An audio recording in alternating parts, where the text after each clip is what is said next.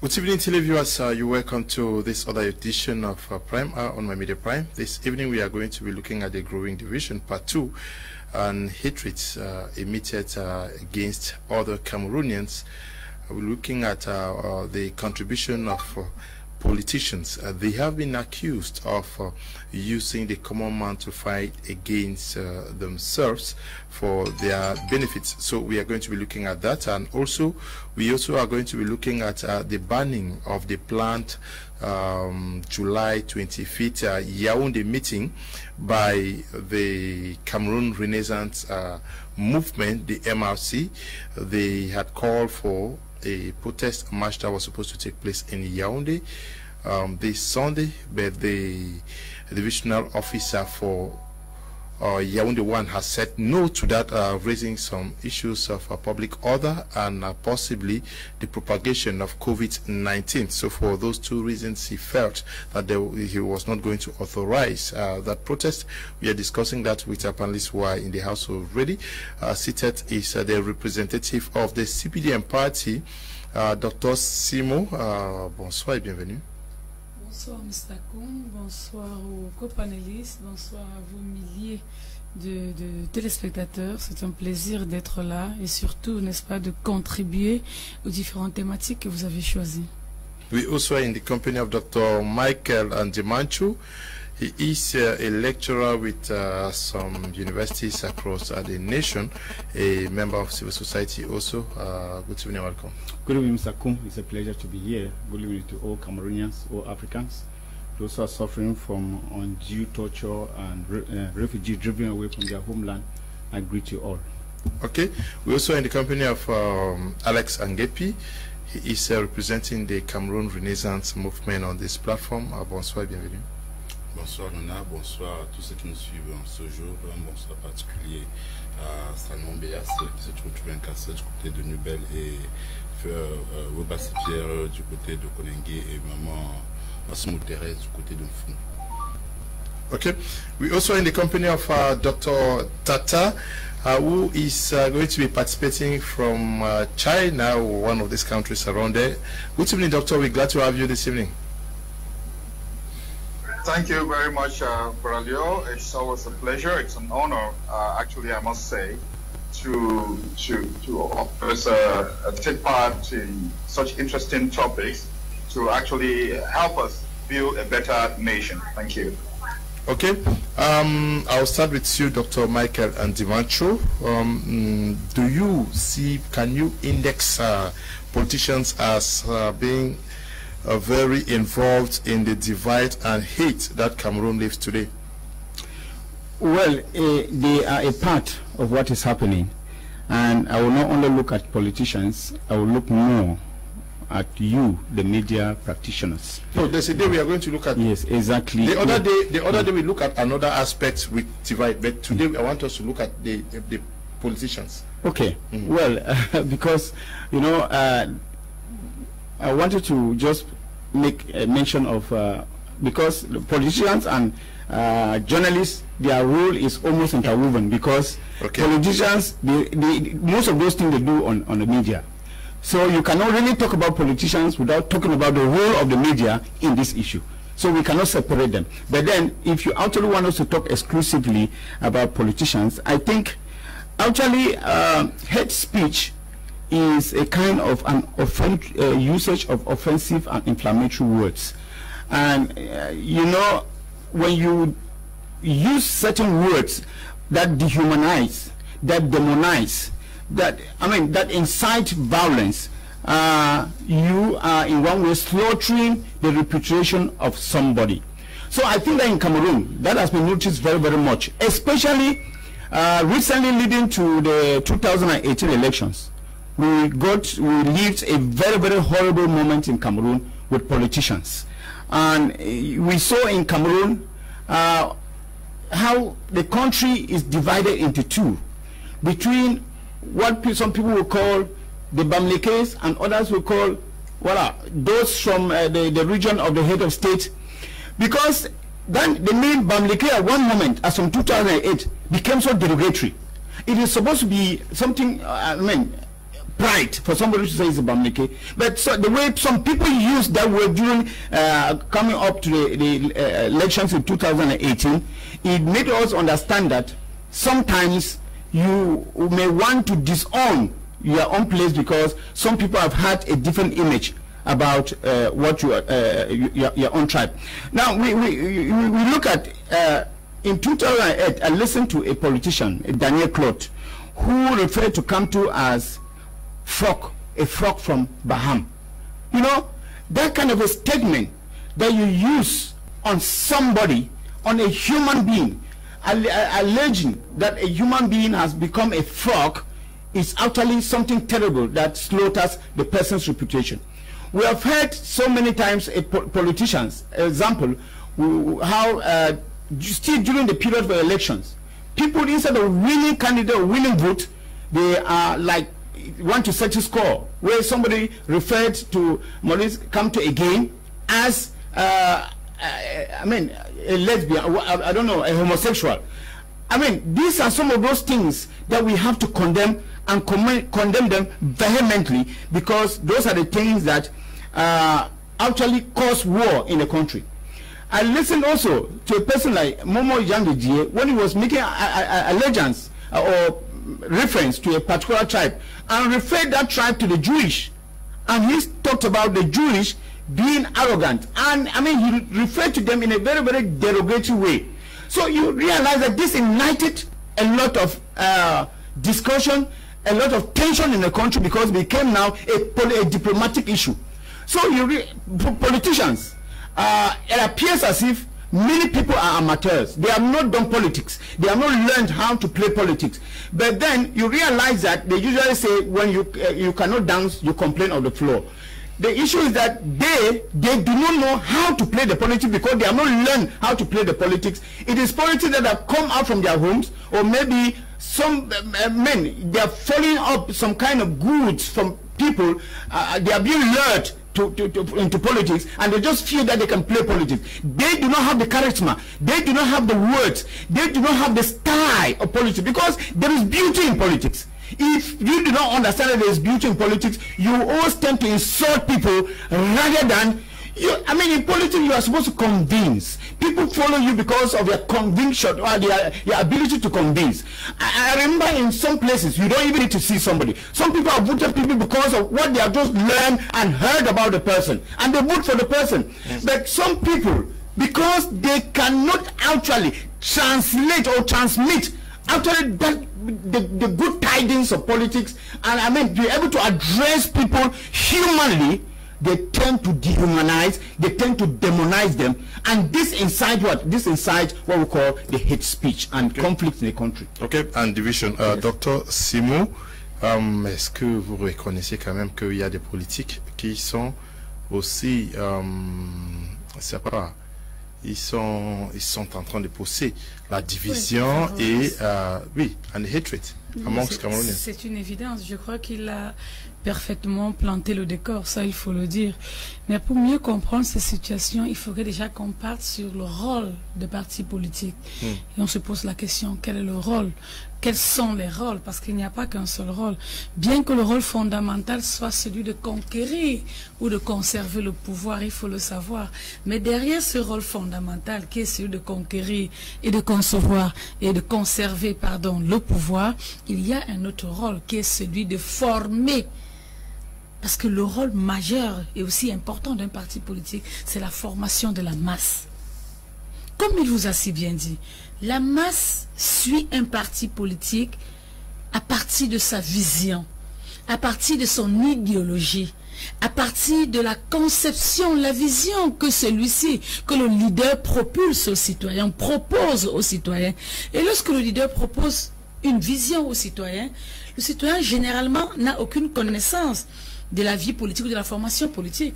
Maintenant, c'est au leader d'inculquer, n'est-ce pas, un ensemble de valeurs à ces militants, voilà comment est-ce qu'on va les appeler, pour qu'ensemble, n'est-ce pas, ces militants l'accompagnent dans la réalisation de la vision qu'il a conçue. Maintenant, lorsque vous commencez à voir aujourd'hui, et j'ai apprécié son intervention lorsqu'il joue sur un élément temporel très important. Je crois que je me suis pas trompé lorsqu'il parle d'à partir des élections présidentielles 2018. Ça, il faudrait qu'on se le dise très clairement au Cameroun. Le tribalisme, le népotisme, le favoritisme sont de manière générale des fléaux sociaux qui ont toujours existé dans toutes les sociétés. Mais il faut observer, il faut être objectif et honnête de savoir que ce tribalisme a pris de l'ampleur au Cameroun à partir de 2018. Et se poser les bonnes questions, s'arrêter et se dire, mais qu'est-ce qui s'est passé? Certes, le tribalisme a toujours existé partout. Lorsque je parle de fléau social, ça voudrait dire que c'est un mal naissant, c'est-à-dire qui a évolué avec la société. C'est pas seulement au Cameroun, c'est dans le monde entier. Mais c'est à partir de 2018 qu'on observe, d'ailleurs, il a peut-être oublié le concept de sardina et tontina. Des concepts déjà qui prêtent à division, des concepts qui prêtent à une classification des individus. Et voilà des éléments dangereux sur lesquels des individus, des personnes intelligentes et douées de sens surfent pour déstabiliser le Cameroun.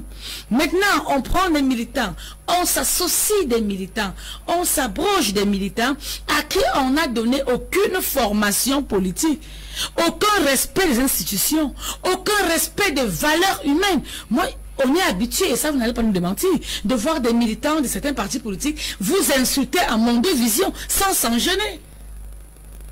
Pourtant, ne serait-ce que la valeur humaine, la personne qui est devant toi, que vous ne connaissez pas, que vous ne savez d'Adam ni d'Ève, le minimum que vous devrez lui donner, c'est le respect.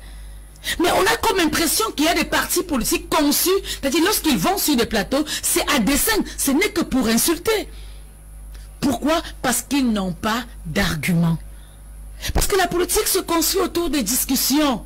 Vous donnez votre point de vue, et si j'ai des arguments suffisants, j'ai des arguments convaincants, je vous rectifie, ou alors je vous décale simplement avec les idées que j'ai en place. Mais qu'est-ce qu'on a aujourd'hui? On vous parlera de doctorat, de sardina, doctorat ramassé, on vous parlera... Mais qu'est-ce qu'on n'a pas encore entendu jusqu'aujourd'hui? Okay. On ne peut pas vous le citer, et c'est dommage. Dr. Tata, you are certainly following up our discussions out here in the studio.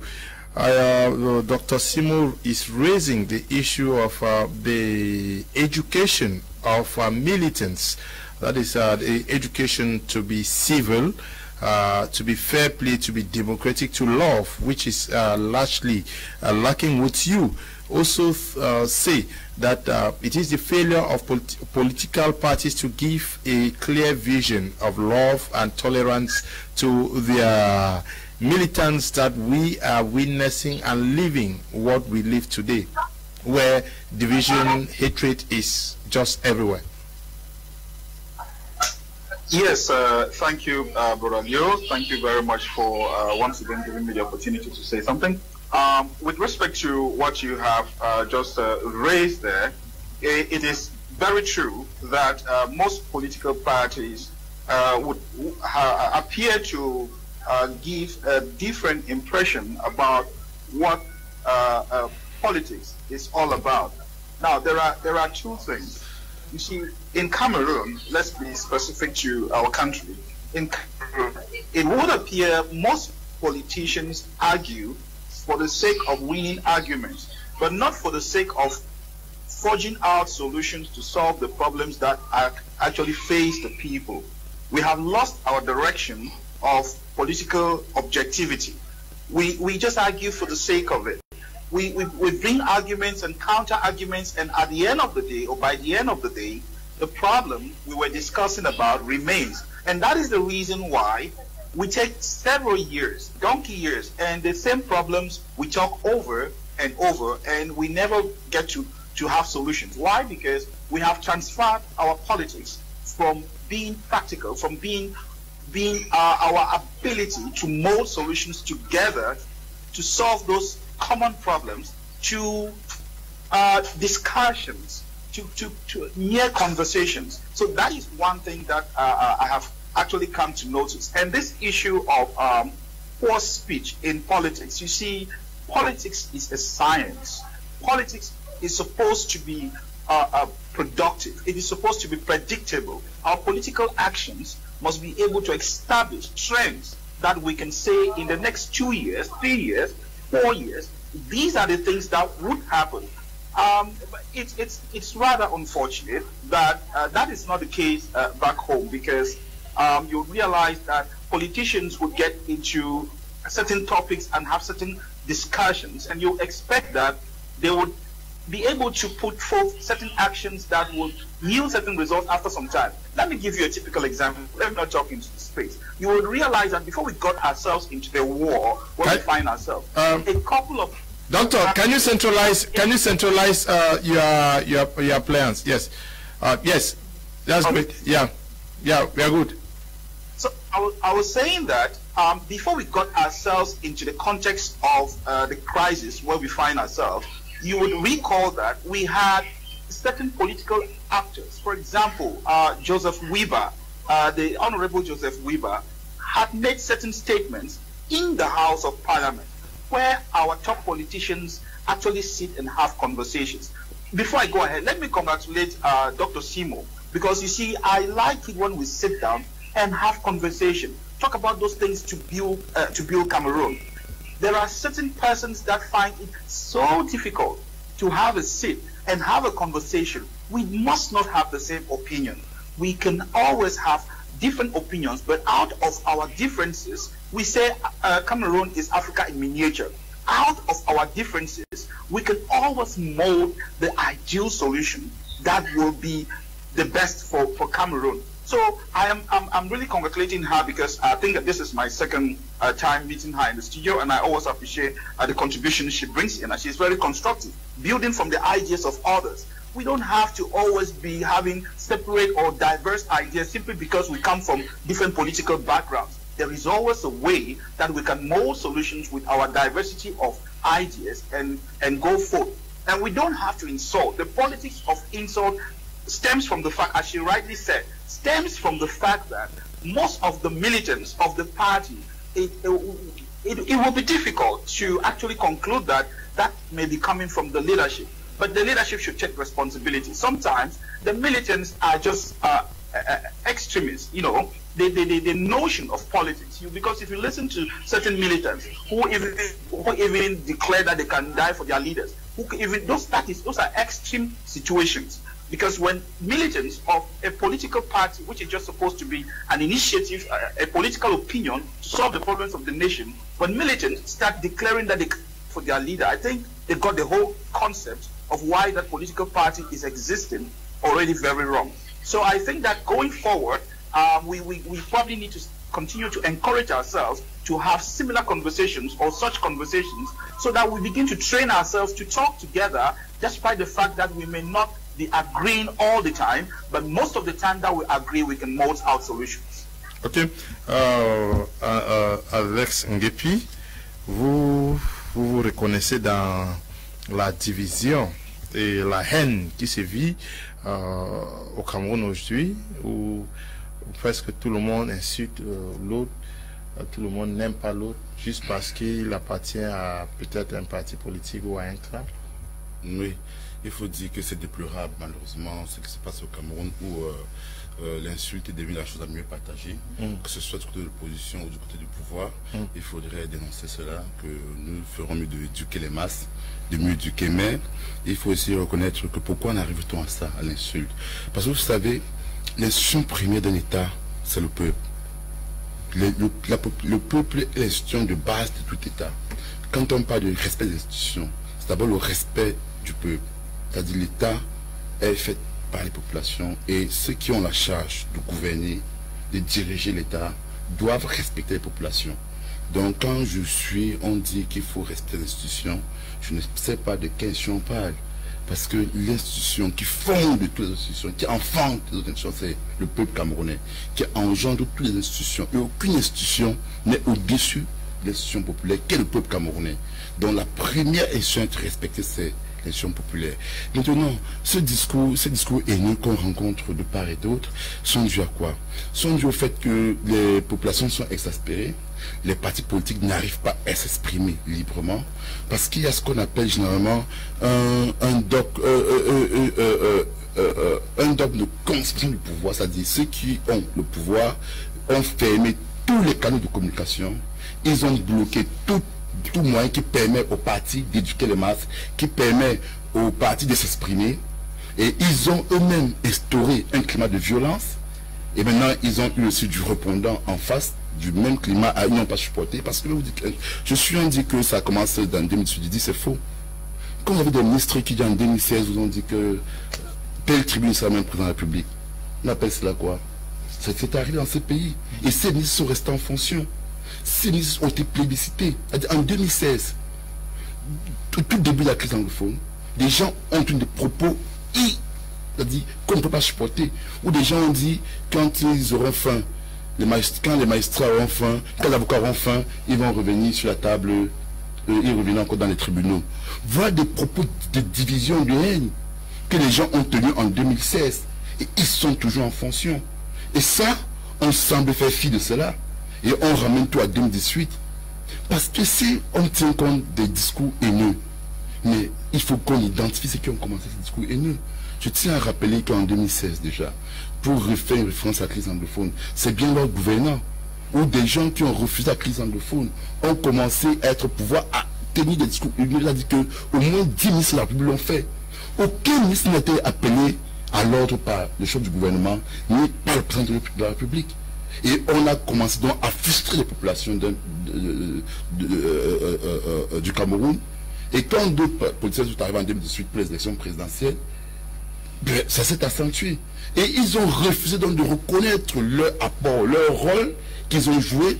Et ils ont créé dans le bouc émissaire idéal de dire c'est l'opposition, c'est X et Y parti. Pourtant, ils n'ont jamais éduqué les populations. Comment se fait-il donc qu'on parle d'éducation de masse lorsque le pouvoir en place a dirigé au pays pendant 40 ans, lorsqu'ils n'ont pas eux-mêmes, parce que si on parle d'éducation des masses, à qui la faute?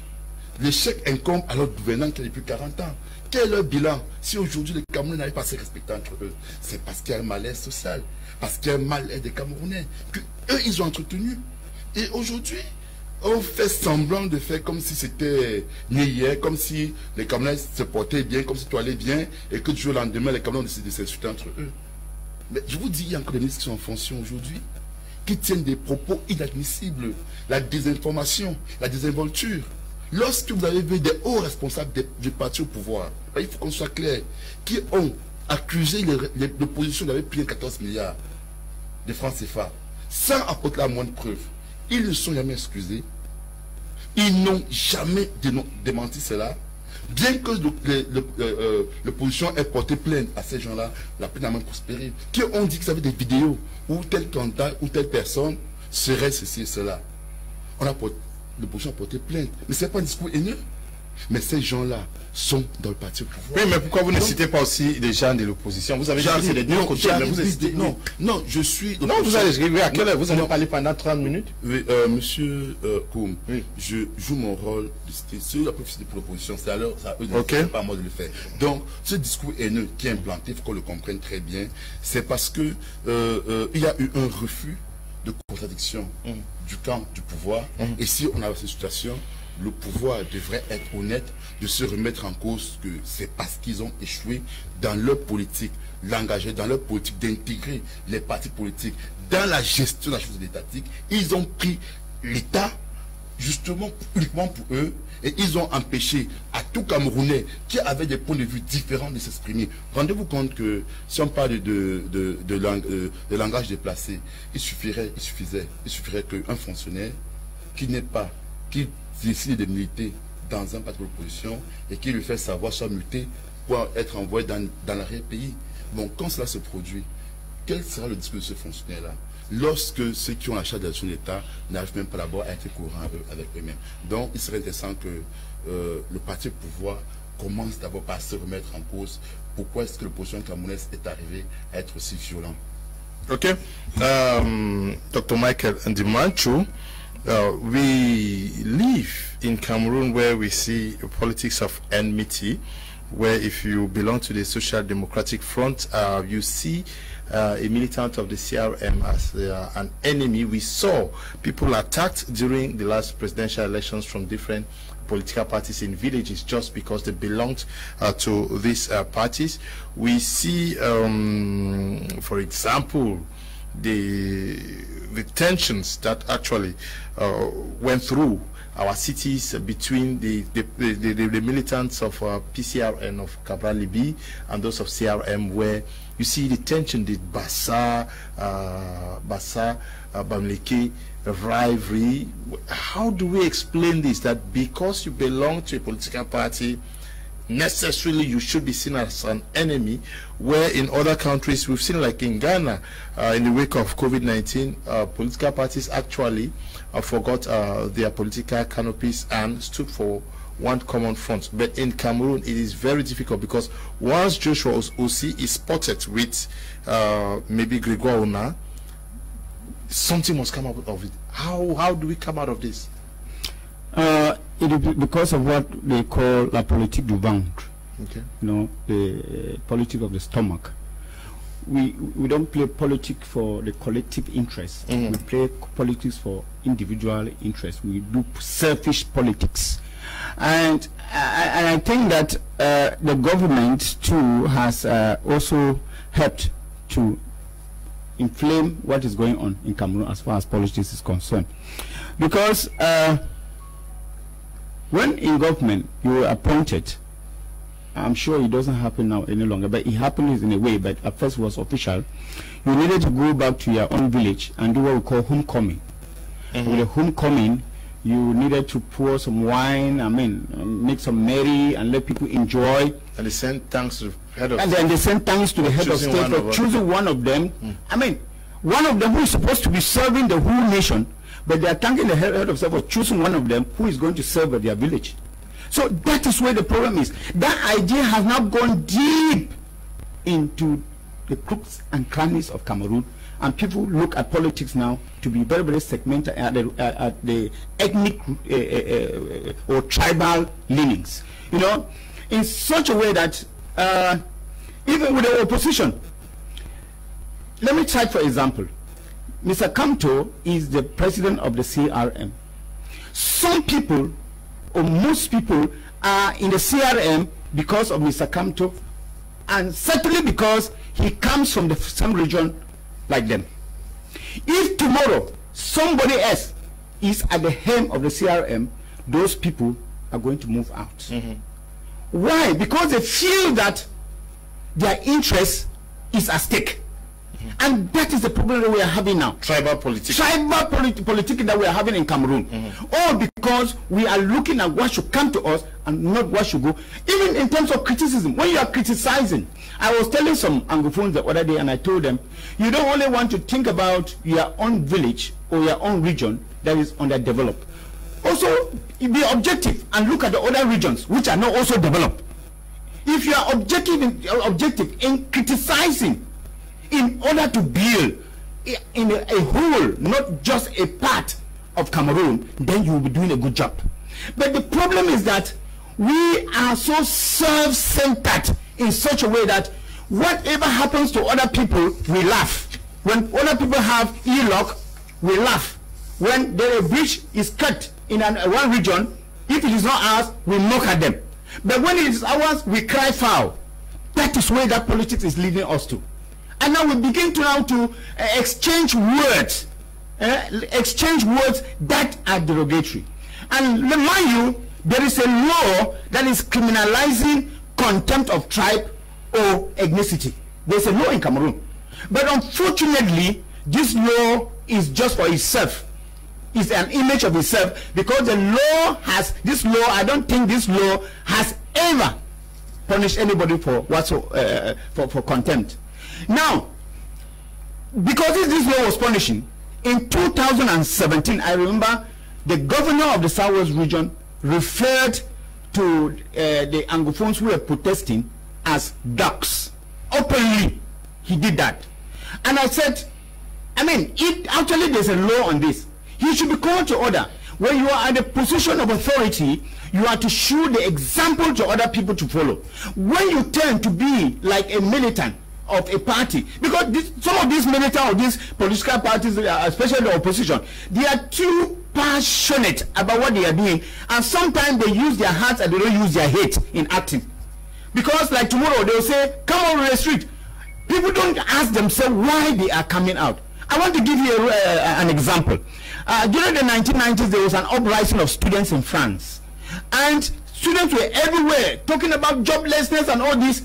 And now there's a journalist who came to the street and wanted to interview these students and asked. He spotted one student and asked, now you are actually there's an uprising and you people are striking. What are you striking about? He said, we don't have jobs. Now the journalist asked, young man, what level of education do you have? The man just said, and went away. Now you realize a student who is striking, but even tomorrow they say they are offering jobs to competent people, he will not be among. That is where the problem is. Let us not go actually chasing the shadow.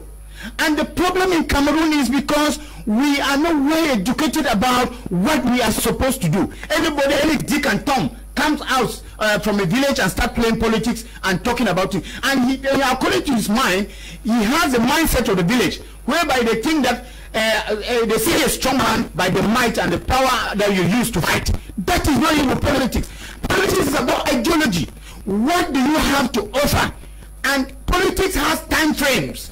In 2 years' time, if I'm elected, this is what I am going to do. And then the electorate, they take it to task.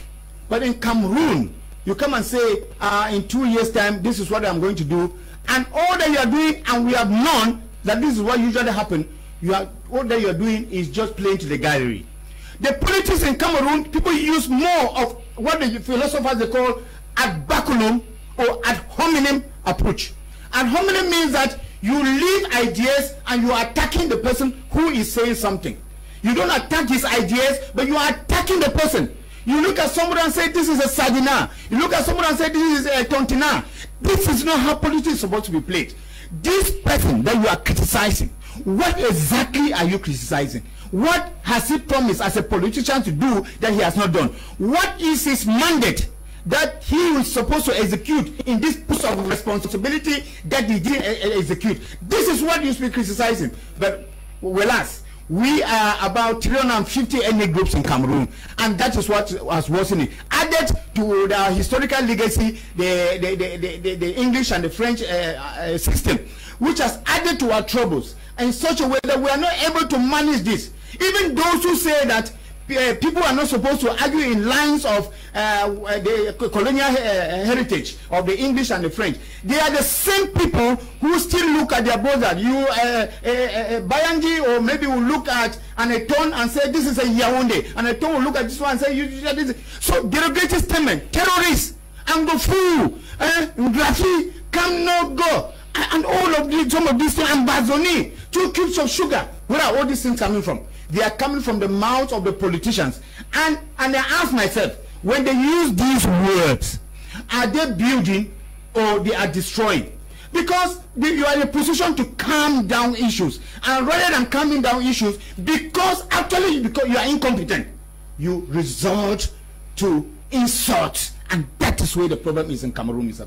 That is where the problem is in Cameroon. If you are watching us, you know, and you have mattresses to rent out, or you know somebody who has them to rent, I'm talking about mattresses, please do call me after the program. There is somebody who is in need of above 500 mattresses to rent somewhere. If you have them, or you know somebody with mattress to rent, just call me after the program. I'll connect you to the person. Dr. Simo, he has not answered very well what my question was. My question is, why do we see people who belong to other political parties as enemies, and by so doing our followers, you see, people of Cabral Libi's party, actually, when you look at what is happening in social media, they see the guys of MRC as their enemies. The guys of MRC, they see the guys of Cabral Libi as enemies. And the groups, other groups, they see people of the CPDM as enemies. Yet we are all brothers. And we talk about disunity in the country, we talk about divide, we talk about hate, when we are the core players of this division and hate. Non, il est important de faire une lecture très avertie des différentes situations, c'est important. Vous entendre dire que un militant, par exemple, du PCRN, voire un militant du RDPC ou d'un autre parti comme ennemi, je ne suis pas très d'accord là-dessus. Mais je vais être très clair dans les propos que je vais avancer. Vous avez vu tout à l'heure, le confrère a eu de la peine à vous expliquer quels sont les partis politiques ou alors quels sont les éléments de haine, parce qu'il entrait dans les gestions gouvernementales et puis managériales. Pourtant, c'est pas de ça qu'il est question aujourd'hui. Vous allez vous rendre compte que hier, le RDPC, il a toujours existé. Et hier, on avait un parti d'opposition qui existe toujours. Par exemple, le SDF. Mais vous ne verriez jamais un militant du SDF abhorrer, n'est-ce pas, le costume d'injure sur un plateau, mais il vous donnera ses idées et ses hypothèses. Je vous dis, cette technique ou alors cette nouvelle, moi j'appelle ça nouvelle forme de communication, a vu le jour avec la naissance du MRC. Vous voyez un parti politique où le leader a une manière, une vision de vie qui ne cache plus à personne. Il favorise son parti à une insurrection totale, il favorise son parti, il encourage ses militants à une désobéissance des institutions, il encourage ce militant à un non-respect des règles et qui est fréquent tous les jours. Je ne vais pas vous rappeler la marche du 22 septembre où en est-on aujourd'hui, qui maintenant amène les militants qui sont entre guillemets encore en vie, à chaque fois vous dit je passe mon bonjour à Salomon Beyas ou à X ou à Y, poser la question qu'est-ce qu'ils font là-bas. C'est simplement parce que c'est des personnes qui ont voulu défier l'autorité. Je ne vais pas vous rappeler la marche du 3 juillet, ce qui s'est passé, encore moins celle du 7 juillet, ce qui s'est passé, et malheureusement c'est l'intention qu'ils ont voulu décliner le 25 juin. Donc on a un parti politique qui se construit autour de la violence, qui se construit autour de l'insurrection, qui se construit autour du non-respect des institutions. Allez seulement voir la manière avec laquelle ils interpellent le chef de l'État. Ils le font avec une désinvolture. Et moi, vous vous dites, mais attendez, même si vous ne l'aimez pas, quand même respectez, c'est le chef de l'État. Et appelez-le avec tout le respect et toute la posture que cela demande. C'est le minimum. Moi, je dis aux gens, je n'ai rien contre Maurice Kamto, mais j'ai du plaisir à l'appeler professeur, parce que je suis universitaire. Je sais ce que c'est qu'un professeur. Mais lorsque vous voyez un militant du MRC, vous appelez le chef de l'État, vous avez l'impression que c'est il parle comme ça d'un vendeur d'arachide au quartier. Et ça montre à suffisance la mentalité, la culture que développe ce parti politique. Donc, on ne va pas s'accrocher sur l'idée sur laquelle le leader du parti politique est, par exemple, du littoral, et que tous les autres militants soient de là. Là n'est pas le problème. Si tous les militants sont de son parti politique, de sa tribu, pardon, et qu'ils ont un comportement respectueux, citoyen et patriote, moi, personnellement, je ne trouve pas de problème. Mais c'est lorsqu'on observe les militants d'un parti politique du même village, je vais dire ça comme ça, mais adoptant des comportements anti-patriotes, où on devrait commencer à s'interroger. Mais s'ils sont du même village et qu'ils respectent les institutions, ils respectent la nation, même seulement les emblèmes de votre pays, on a vu ce que des partis politiques ont fait ici sur le drapeau vert rouge jaune avec l'étoile dorée sur la balle rouge de notre pays, le Cameroun. On en a vu. Du moins, ils vous chosifient le chef de l'État. Comment est-ce qu'ils vont respecter les emblèmes nationaux? Donc, il y a ces valeurs-là que l'on reproche à ces partis. Et on ne peut pas dire que tout le monde les regarde comme les chiens défaillants. Actuellement, au Cameroun, il faudrait qu'on soit clair là-dessus. Il y a un seul parti qui nuit à l'ordre social au Cameroun, qui nuit à l'esprit de patriotisme au Cameroun, et qui nuit même, n'est-ce pas, à une tentative, n'est-ce pas, de déstabilisation des valeurs des citoyens au Cameroun.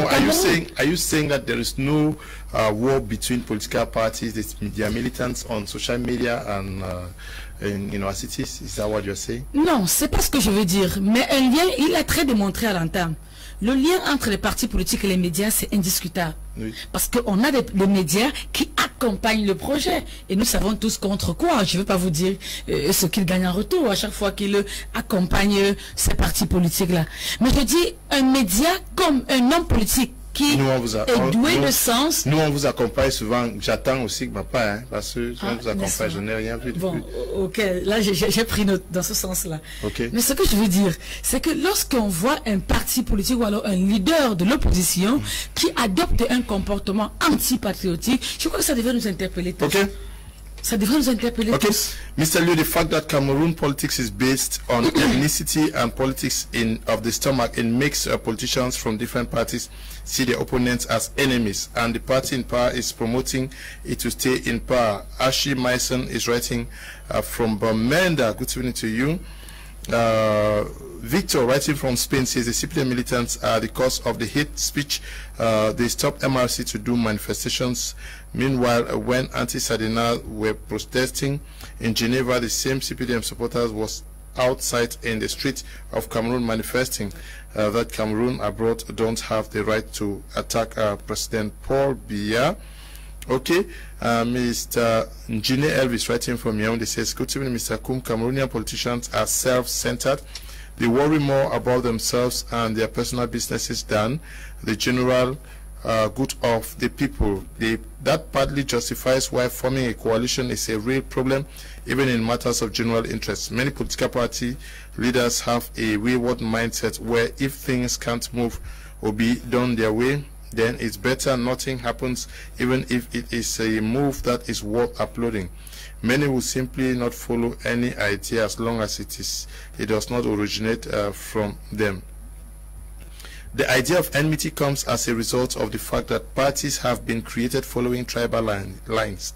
Secondly, it is a strategy encouraged by the regime to better divide and rule the people and, of course, maintain its grip on power. Good evening to you, Engineer Elvis. I'm sure communication person for the Popular Action Party. I'm glad to note that you are watching the program. Also, a special greetings to you and Emmanuel, who is watching us from somewhere here in Douala. Now, Dr. Tata, Engineer Elvis of PAP is raising an issue always, and that is something that is shared by many persons, that okay, parties are divided on ethnic lines in Cameroon, but also encouraged by the government of Cameroon that is accordingly playing a divide and rule policy. How do we understand that the government in power can play that role successfully for 30 years? Should we not look at our failures in uniting ourselves? Because Gine is saying that it's been very difficult even for the parties themselves to come together and form a coalition for a common good. Well, it all depends from which direction you are looking at it. Probably when somebody else says that the government is dividing to rule, the government will say that they are dividing to lead better. So it all depends on what perspective you're looking at. But I think that the whole issue of Cameroonians of different political opinions being divided stems basically from the fact that we kind of personalize our political opinions onto individuals, you know, even our administration. When you look at the ministers, we personalize issues too much. Once you give a human form to an ideology, that ideology begins to have emotions. And that is why it has molded out extremism. Our politicians, even the militants are getting extreme in whatever they are doing. So until we begin to look at ministers as institutions, at the president as an institution, at our mayors and councils and all those political parties, those are institutions. If we do not give the institutional picture to these various parameters, then you realize that we give them this human face, and the human face will always be changing with those emotions. Cameroonians have always had this tendency of wanting to work together, to do things together. But because it has been made very difficult, look at the number of political parties we have in Cameroon. You would ask yourself, why is the need? Well, of course, when there was a saying that when multipartism came to Cameroon, everybody wanted to have a political party. But you would ask yourself, what is the vision? Is it just that people wanted to create political parties for the sake of the political parties, or people actually had a vision, had problems? Because you see, every idea, every opinion, every political ideology is meant to address a particular challenge. If you look at the parties of the old, the UPCs and the SDF, they all have an ideology, and that ideology is in a particular direction to address the challenge of governance from their own perspective, in their own way. But when you look at most of these other parties that have come up, and you look at their ideology, you discover that you can sum all of them probably in one. So why are there so many? Like somebody indicated, it's motivated sometimes by individualism, by greed, by ego. When people argue, people get so emotional. Cameroonians, because of extremism, and which is because they personalize general issues, they get angry unnecessarily when they are discussing political things. They get emotional, and then they begin to insult each other. You see, we are going to have sustainable peace in Cameroon when Cameroonians begin to have the conversation. We are going to be able to establish sustainable dialogue and go out of some of these crises we face, the multiple crises we face, when we begin to talk to each other without being emotional about it, without being angry, without insulting each other. That is when we're going to start. Look, the dialogue does not necessarily need to start from the top. First of all, those of us who are having political discourse on a daily basis, if we cannot be able to desist from insulting each other, if we cannot be able to stop getting emotional, if we can be able to look at somebody's opinion as an opinion and not take the opinion and implant into the person, hey, because guess what? You want to raise an opinion and say, look, but they are killing people in the Northwest and Southwest. People are dying. All of a sudden, somebody is just going to come from nowhere and start saying that, oh, you are supporting secessionists, or you are doing this, or you are doing that. That type of way of reasoning is pathetic, and those are the things we should avoid. Simply because somebody wants to call your attention, for you to look at a judgment from his own perspective. We don't have to start stigmatizing that person, and that is how we kill other people's opinion, and that is how we radicalize people. If somebody wants to start saying, oh, look at our military people, our military officers, they are dying. You see, somebody gets from somewhere and just say, oh, you are supporting the government, or you are supporting this. You see, that kind of mindset is what is leading us to this multiple crisis, emotional crisis, because we're actually suffering from emotional crisis, which has been amplified by ego. People's individual ego is costing other people's lives. I believe that the way forward is for us to begin to talk as we're doing, talk to each other without necessarily getting emotional, encourage each other, exercise some degree of patience, restraint. It is only when we do that. In fact, somebody stated the example of Ghana. I have lived in Ghana for quite a while, and look, the politics in Ghana is more tensed than what we have in Cameroon.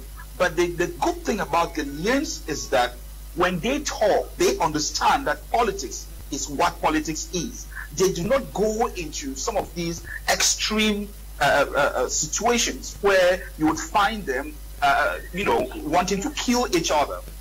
It wasn't long when the elections went to the opposition. What happened? The two presidents sat together, and the other one was able to talk. They were able to talk to each other and say, no, instead of the blood of Ghanaians to be spilled on the streets of Ghana, they would prefer to let the other person take the leadership, and they can all work in a way. That is gold. Those are some of the leadership qualities that we're hungry for, that we should have in Cameroon. And it's not impossible. We can have it in Cameroon. All we need to do is to begin from where we are. Let us not wait for another person to start it. Let us take that responsibility, each and every one of us, in our speech.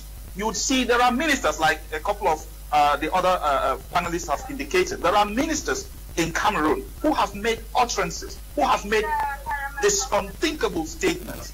But guess what?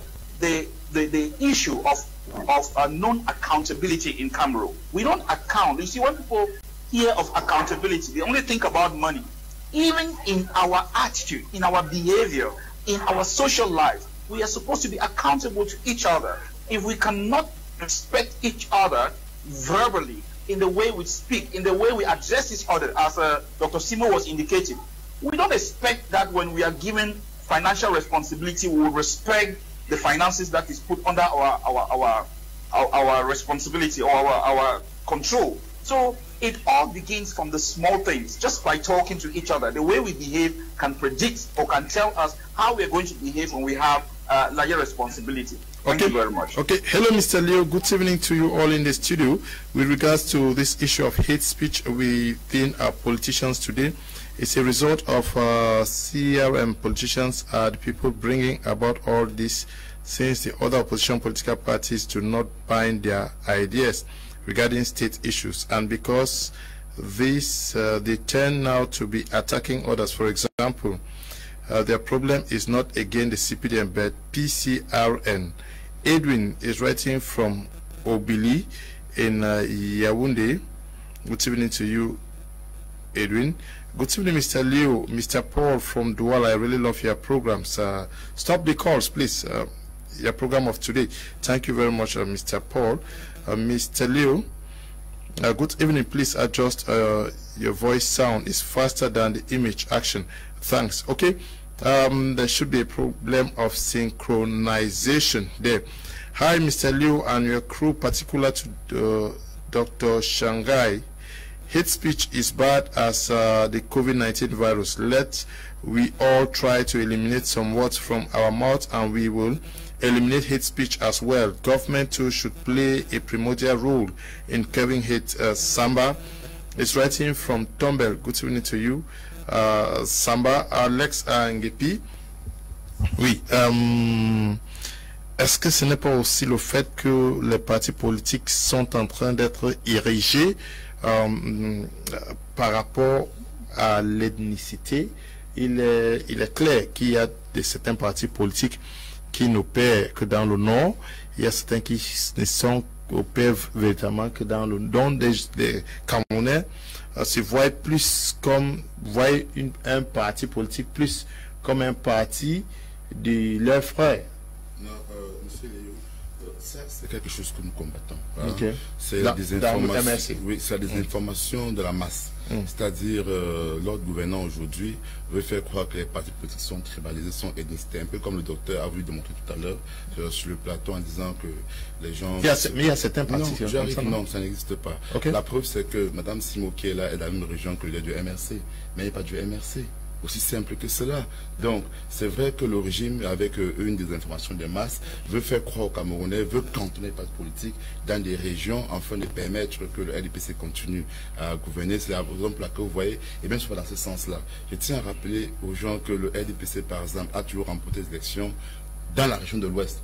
Donc, M. Kamto, même à Baham, M. Kamto, le RDPC a gagné l'élection. Pourtant, à Samélima, M. Kamto n'a pas pu avoir 5% des voix. Donc, si on va dans ce sens-là, de tribalisation des partis politiques. Non, permettez-moi. Non, mais je n'ai pas parlé du MSC, j'ai parlé des partis politiques. Oui, mais je vais dire parce qu'il a été clair en indiquant MSC. Est-ce que c'est vrai? Est-ce que c'est faux? Attendez, you talking. Is it not true that a party like the CDU has only one seats and only in the noon division? Non, je veux dire. Let me come. The party of the late mayor, Paul Erikinge, it's only in Jombe, Penja that is Monsieur Léo, parce qu'au Noun et à Penja, il n'y a pas que les gens de Penja qui vivent là-bas. Il y a tous les Camerounais qui y vivent. Okay. Donc ce discours-là, je dis, c'est un discours qui est entretenu par l'autre gouvernant. Okay. Ou si on va dans ce sens-là, je vais vous dire qu'à Samima, par exemple, je réitère, le président, M. Biapol, a eu plus de 90%, 15%. Mais à Samima, il y a aussi les Bamileke qui vivent là-bas, les nordistes, mais qui ont voté M. Biapol. Mais à Baham, où il y a des mêmes gens, M. comme toi, perdu. Donc, c'est là entre la même masse médiatique, c'est-à-dire le parti au pouvoir, et c'est ça qui pose problème, veut faire croire aux Camerounais que les autres partis politiques, hormis le RDPC, sont cantonnés. Madame Simo est de l'ouest du Cameroun, mais elle a même voté comme tout. Ni le MRC. Et je tiens à rappeler que le MRC a toujours supporté M. Biapol avant Steny John Fondi qui n'était pas de l'ouest du Cameroun. Donc, on veut ramener ce débat-là de la tribalisation des partis politiques parce que l'ordre gouvernant ne veut pas assumer et on envoie des gens qui vont empirer ce discours. Quand quelqu'un vous dit l'article 241 qui interdit ce tribalisme, vous fait comprendre, tout un docteur vous fait comprendre que c'est parce que on est du MS, c'est parce qu'on serait de l'ouest du Cameroun. Mais c'est aberrant. Et c'est ça qu'il faut combattre. Ce sont ces dérives langagères qu'il faut combattre. Et c'est ça que nous, MRC, nous disons, lorsque nous allons être au pouvoir, nous sommes un parti, nous allons d'abord accepter ce que le RDPC a fait, parce que l'État, c'est une continuité. Nous allons reconnaître que les partis politiques camerounais sont républicains. Les partis politiques camerounais doivent s'étendre dans la majorité de la zone du pays. Nous allons reconnaître au peuple camerounais le droit de contester une décision présidentielle, une décision ministérielle, parce que le peuple est l'élection première. Nous n'allons pas faire cette politique-là de cantonner les partis politiques dans des régions. Nous allons permettre aux Camerounais. Vous allez donner le la chance à tous les Camerounais. Vous allez donner parce le pouvoir aux gens, parce que nous allons permettre que les gens puissent s'exprimer. Parce que ça, c'est une question. C'est comme ça que ça se passe maintenant dans votre parti? Non, je dis que ça se passe dessus, même nous sommes j'ai bien précis. Okay. Alors, je voudrais dire que ce qui se passe donc, c'est que nous, au MRC, nous n'allons jamais traiter un parti politique d'être antipatriote. Okay. Parce que le rôle des partis politiques, si nous sommes au pouvoir, ils sont dans l'opposition. Leur rôle sera aussi de nous porter des critiques. Et c'est parce que nous portons des critiques que nous allons avancer. Nous n'allons jamais renvoyer un fonctionnaire de son poste parce qu'il aurait porté une critique au président de la République, qui serait peut-être du MRC. Non. Et c'est ça que nous reprochons. Nous allons accepter que les Camerounais s'expriment librement un peu de partout. Nous ne serons pas là pour des politiques où nous allons cantonner pas possible dans des régions. Parce que nous reconnaissons que ce pays-ci doit se construire avec tous les Camerounais. Le chef de l'État futur, que vous espérez du MRC, devrait faire avec tous les Camerounais. Et nous ne l'allons pas toujours passer le temps à dire aux gens que le non-respect des lois.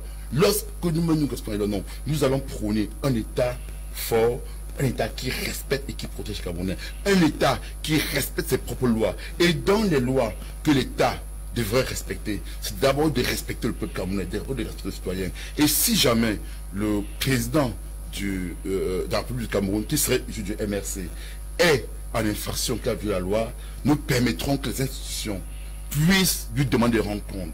Et c'est parce qu'effectivement, le pouvoir d'en face refuse de rendre compte. Si jamais un ministre du MRC, ce sont aux affaires, se met à tenir des propos tribales, des écarts langagères, alors nous allons sévir. Parce qu'il faudrait qu'on le dise. Tout ce qui se passe aujourd'hui incombe au RDPC. Le RDPC a la gestion de la chose étatique. Et ils doivent reconnaître que lorsqu'un ministre a dit qu'un Bamileke ne serait jamais pris en public, ça a été un écart langagère. Et ce ministre aurait dû être sanctionné. Malheureusement, le RDPC a laissé faire. Nous, au MRC, nous ne laisserons jamais cela se produire. Nous voulons construire Cameroun avec tous les Camerounais et le même RDPC. Nous allons reconnaître le droit du RDPC à manifester lorsque nous manifestons. Parce que nous allons faire, parce que pour parler du 22 septembre, que sur le MRC, si l'administration interdit la marche du 22 septembre et que le RDPC manifeste, et que les gens du MRC aussi vont manifester sur nos affaires. Nous n'allons pas que arrêter les gens du RDPC et mettre en prison. Non. Nous allons aussi arrêter du RDPC. Pour dire quoi? Le 22 septembre, par exemple, lorsque l'intégrité nationale, le RDPC a commis cette grosse erreur, les gens ont manifesté à Douala, à Yaoundé, on les a mis en prison, mais à Bolova, les gens ont manifesté, on peut être mis en prison.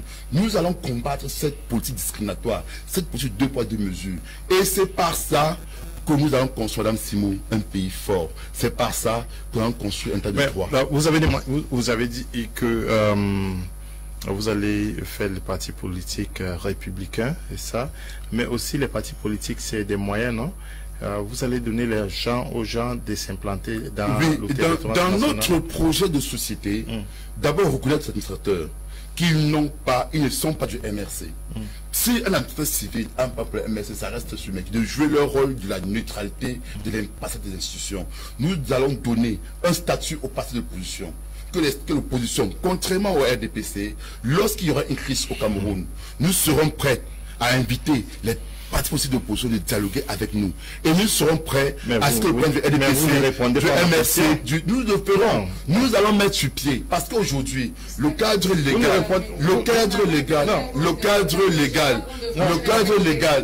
légal, j'ai demandé, vous avez dit que vous allez faire les partis politiques républicains d'ici. Non, pas faire. Nous allons reconnaître le caractère républicain. Mais vous allez faire des sortes qui s'implantent dans... Nous n'allons pas empêcher. C'est ça qui est question. Parce que vous allez leur donner les moyens de s'implanter. Bien sûr, nous allons mettre sur pied des lois qui permettraient que les partis politiques puissent s'épanouir. Tout le monde va créer une partie. La question n'est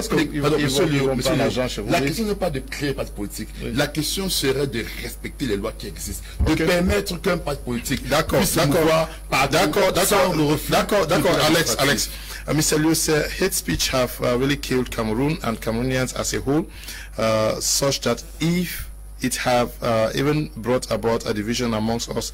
There was a time I was looking for a job. When I entered one office and speak English, my application was rejected. Yeah, too bad. That is what we don't want. Greetings, sir. And to the panelists, hate and division is greatly caused by politicians because they can't talk as one man. They all have different ideologies and every one of them believes that his or her is the best. Mr. Liu, I'm tired of the numerous political parties in Cameroon with no headway.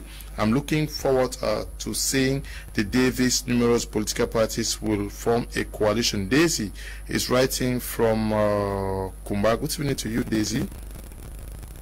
A fervent fan. Okay. Good evening, Mr. Liu. What our brother is saying is true because there is so much discrimination between Englishman and Frenchman. That is why the crisis is still going on. I'm Aishatu, writing from Banyo. Good evening to you, Aishatu. Kumchi Mary says, good evening, sir. I'm called Kumchi Mary from Boya Town. I was like the program. Keep it up. God will see us through. Thanks. Thank you very much, Mary. Now, politics gives wealth and power. I'm talking about the politicians. Ndimancho, does it also come with arrogance and at times people speak insultingly to people, and by this create a divide between the ruled and the rulers? Yes, of course. You know, money is power. You know, when you have money, there is that ego that you inculcate. Because very few people who are rich are humble people, and therefore there's what we call the parvenus, and those parvenus usually come through politics. You know, when you have not worked for anything, you have money that you didn't work for because you have done some shady deals. Politicians have sent you to do shady deals, and tomorrow you've changed political field and you are somewhere up there looking at other people down. There's that tendency to begin to feel that, okay, I am better off than other people. This is now in that kind of politics way people are sent to not to serve but to be served. And that is where the problem is, because if we understand that politics in itself is service, then people will not be proud, or you will not raise up your elbows when you are at that political level. Now, let me tend to also remind people that politics is not about fighting. And there is something that doesn't go well in Cameroon, because you think that because you are a politician and you have some militants, you think you can give some orders. Like we witnessed it during the last presidential elections, where there is a political party that even announced, you know, the results of the election before it was even counted. What kind of a politics is that? Now, when you do that kind of a thing, what respect do you want from people? I mean, it is not done anywhere in the world. That, I mean, elections being conducted now, before it is 6 p.m., we have already got the result from the whole national territory, and you are already announcing. And then again, controversially, you refuse to go for another election. So, when in that case now, well, how do you want people to judge you? They don't want people to judge you by the fact that you have become an activist and want to take power by a coup d'etat, because politics, in effect, the power of politics is in the ballot box. And when you don't do that, you know that you are aiming for something else, and then you begin to become suspicious. Now, I want to quote the way politics is played in other countries. I remind you that in 2004, John Kelly was the presidential candidate for the Democrats in the United States of America. And he lost to George Bush. The next day, when the elections were announced and George Bush won, John Kelly took the phone and called George Bush and congratulated him. And this is what he said to the Americans. Whether they are the Democrats that win or the Republicans that win, we all get up the next morning as Americans. This was very, very significant, and it touched the whole world. I think that is the way politics should be played. It is not the politics of I must, and if I don't let it go. And that is how it is being played in Africa and in Cameroon in particular. If it is not me, it's nobody else. And that is not what we want to actually encourage. So coming back to your question about the pride that go, because people don't think that losing, it's also a good thing to lose. You know, there's beauty in politics. You know, if you don't understand that beauty in politics, you always play politics like a tyrant. Politics is being played by gentlemen, those who are able to accept defeat at any time. Politics is like football. You play to win, and the day you don't win, you go remove your own jersey and give to your opponent and say, man, you did a great job. You will play better than we played, but you played better than me. And that is how politics is supposed to be played. Not those who come up, spring like mushrooms, and then tomorrow you find them on TV platforms. They are already, because they have found themselves on a certain level. And this is what happens. Opposition parties, they take their family members, because most of these parties in Cameroon, they are Njangi houses. They are not even political parties. You know, they are Njangi houses. You get there, you get their relationship, you get people from their village, and you put up there. Now they begin to lord it over other people, and they think that they have already reached somewhere. We are denouncing that. You know, it is good to understand that there's this level playing in politics, and that is why Cameroons are not be able to have a coalition of the opposition party, because each person wants to be at the top. They have had it about 2-3 times. They come together, and the argument is always, who is going to be the presidential candidate? If it is not me, then I'm going out of it. That has happened so many times with the SDF, with the CRM. With CDU, they are in the same soup. Or either some political parties, they get in and they act like traitors. You know, all this because they are looking for what? They are looking for food. You know, they say the mouth that eats doesn't talk. And once you are given the little that you have, you close your mouth. And therefore we think that politics should be humility. Because politics is likened to humility. If you go preach to the people and the people don't buy your idea, and then you get humble and you promise them to come the next time, because don't think that this time around is the last time that I have to do and it should be do or die. No, politicians know that there is always a chance. Remember in the DRC Congo, the father played the politics and played the politics for a long time, and who actually came over now to take over power? It is the son. So the father actually, you know, the father has sowed the seed. He sowed the seed for a long time, and he was humble. He was very patient. But at the end of it all, it is the son that came up. This is how the politics, and that's what I'm talking about, the beauty of politics. That you look quite ahead, and you're able to see but ahead. Don't sow seed that you reap now. Sow seed that you know that you reap in the next 2, 3, 4, 5, 10 years even, okay. And you are still there. Okay.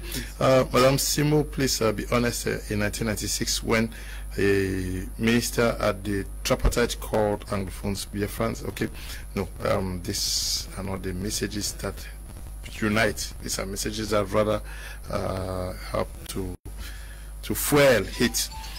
Sally from Tico says, hate speech government. If not, why would this reject a donation from the SDF senator when a senator is there for Cameroonians and not a party? Good evening to you, Sally. You are talking about Senator Kemende Henry. Neither power nor wealth render anyone arrogant. They can only be expose one's true nature.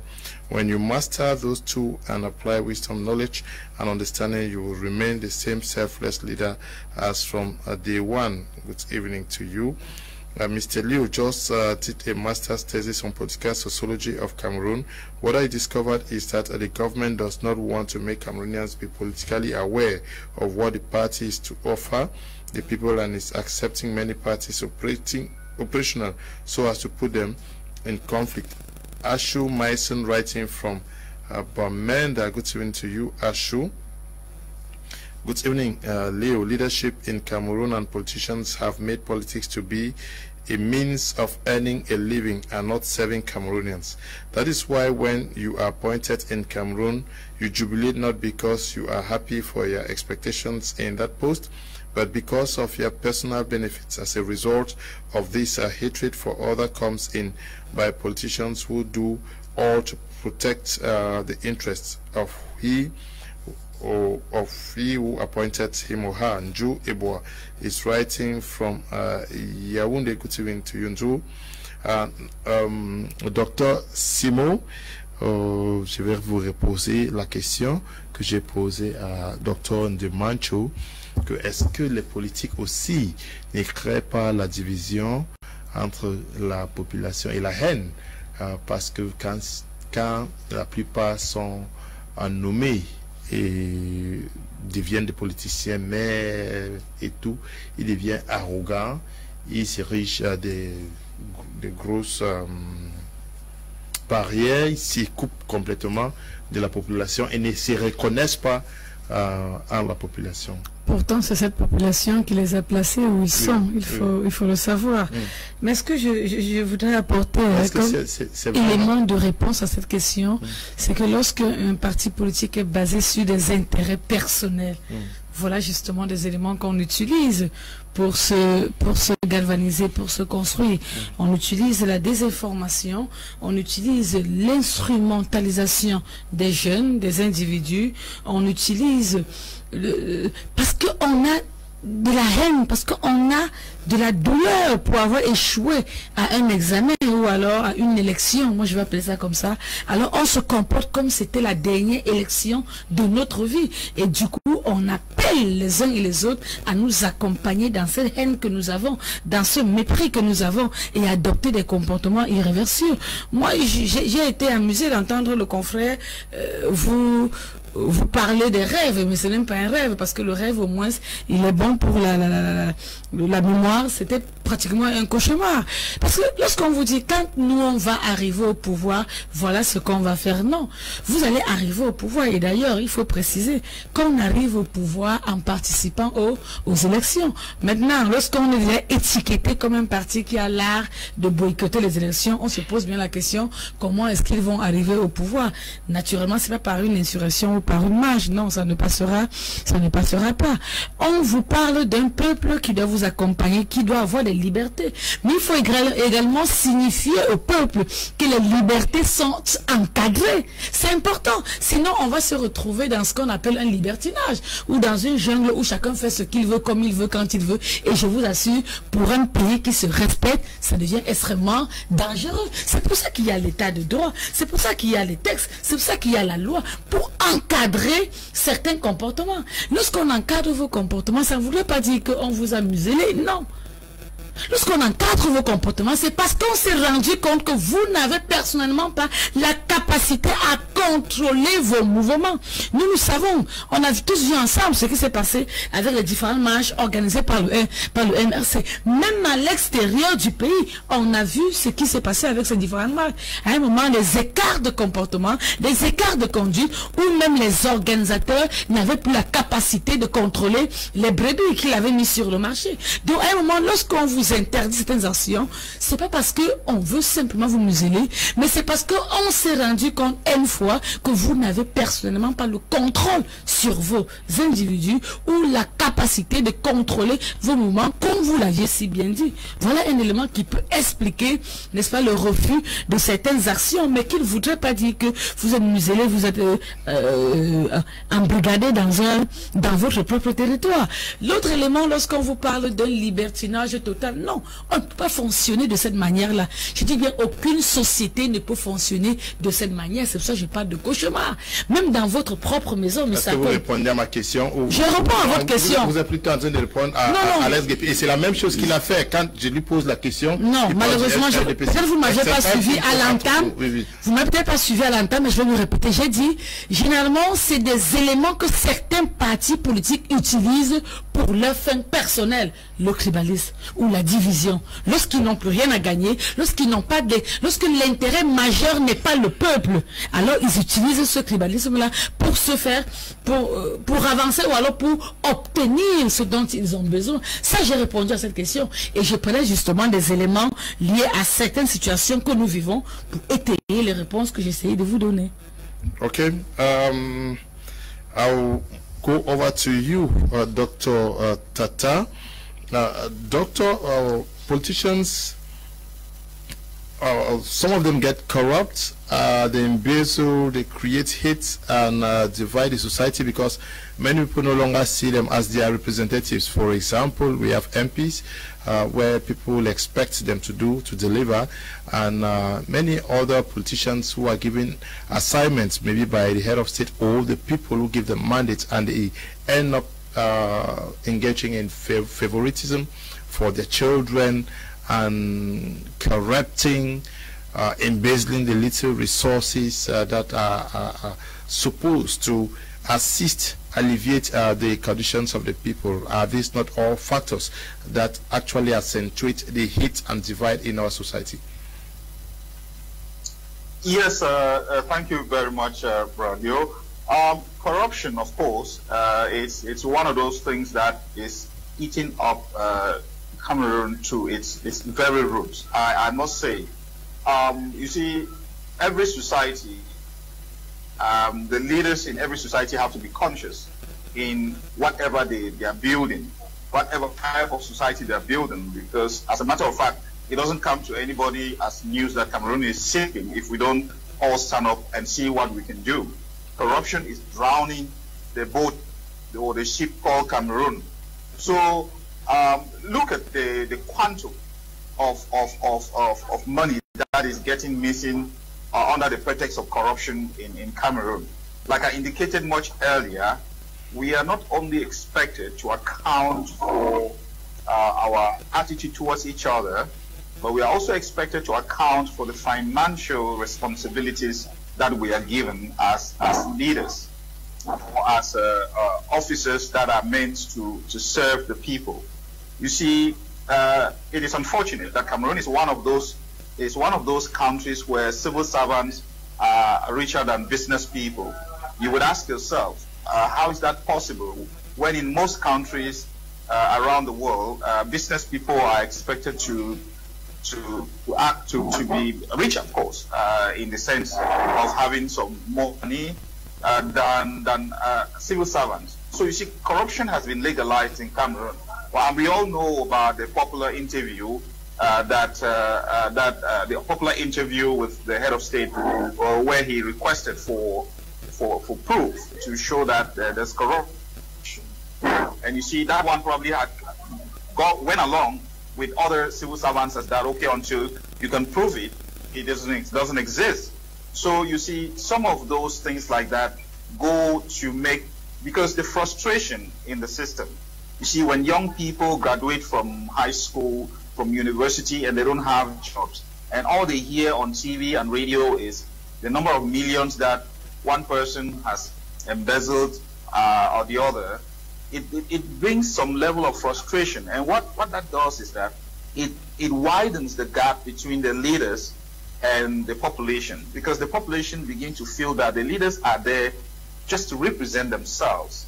And you see, when the population even try to express their grievances in several ways, what happens? They are faced with repression, such repressive act. I mean, it doesn't come to anybody as a surprise that the system of governance in Cameroon are still colonial remnants from the French system of governance, which involves power coming from above and descending downwards. So you realize that accountability does not, the people, the servants, the public servants, those who are elected to certain positions or those who are appointed, they don't render accounts to the people as a typical society is supposed to be, but they render account to a hierarchy.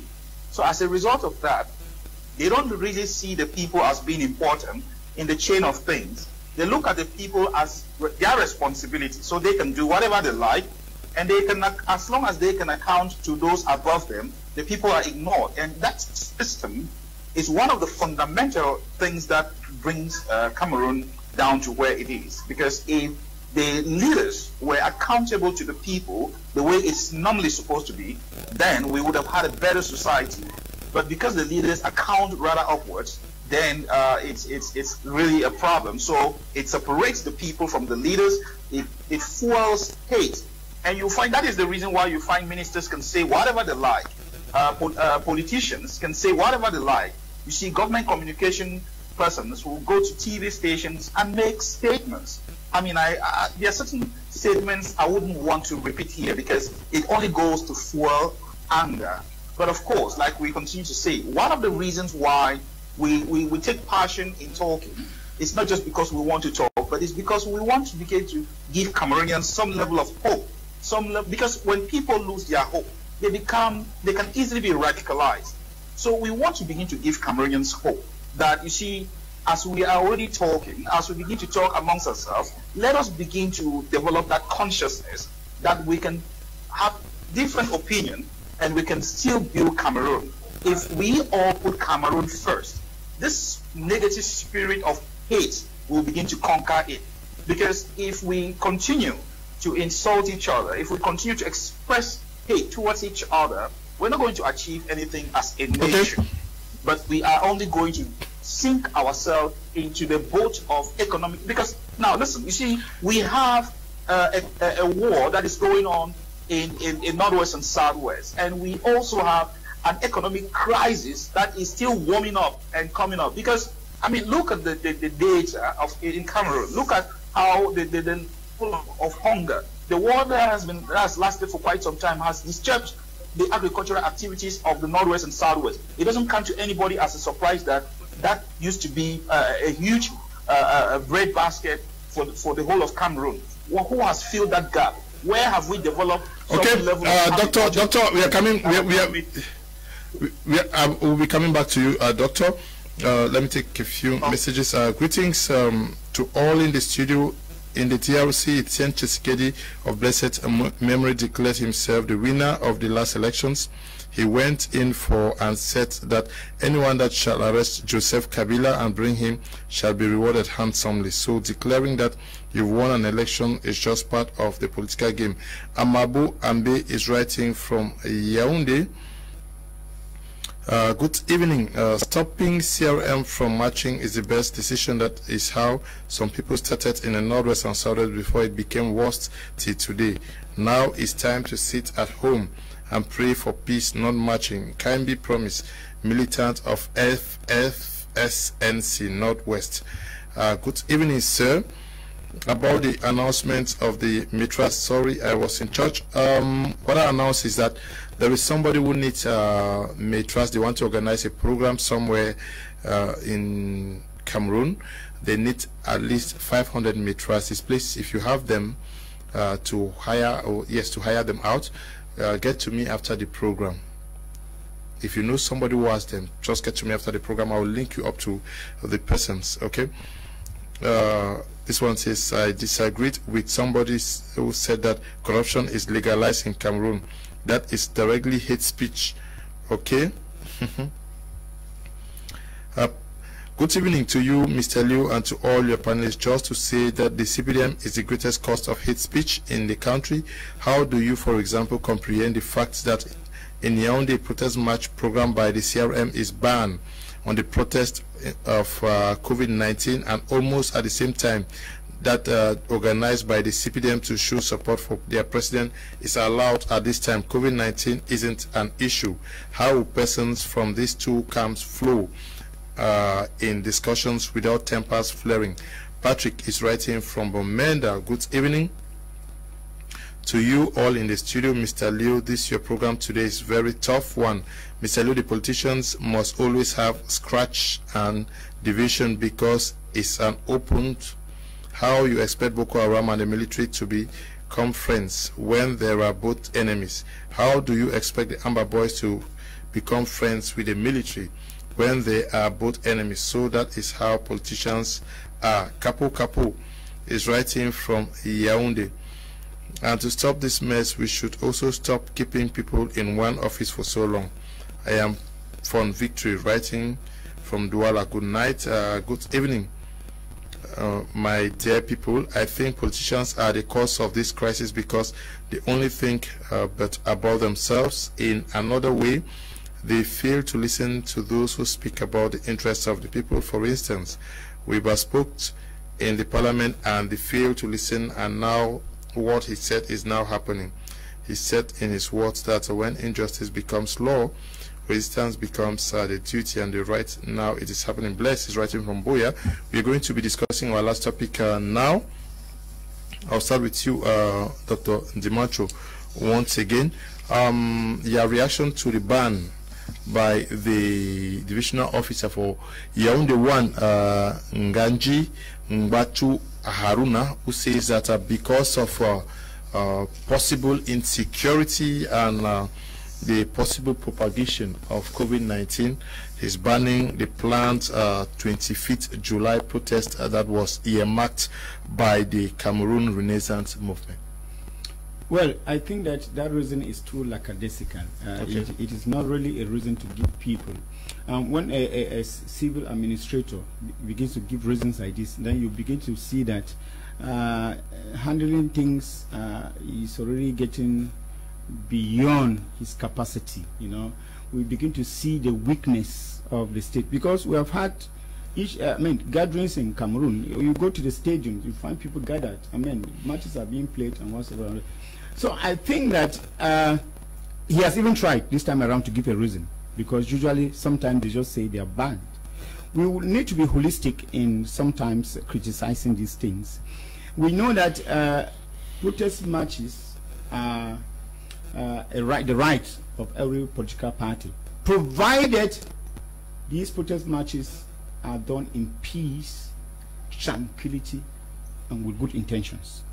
Perhaps too, he is playing on the past knowledge on the fact that the CRM is usually too radical in their ways. As why should they ban people who want to go and march peacefully?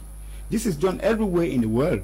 It is being done, and in Cameroon, it is enshrined in the constitution that to march, it's the right of every citizen to lay your grievances and to the government. It's a way to be able to send across their message. But then, but this is letting us know, that communique is letting us know that the state machinery is getting weak, because rather these marches are supposed to be guarded the way we see it done in other countries. When you get out to march, the military is sent out to guard your marching, so that there is no destruction, there is nothing. But when you just ban marches because you feel that there is insecurity, what becomes of our security in Cameroon? It means that our security has become so weak that the insecurity is above them handling. So I think this is more than meets the eye, and we begin to ask ourselves questions.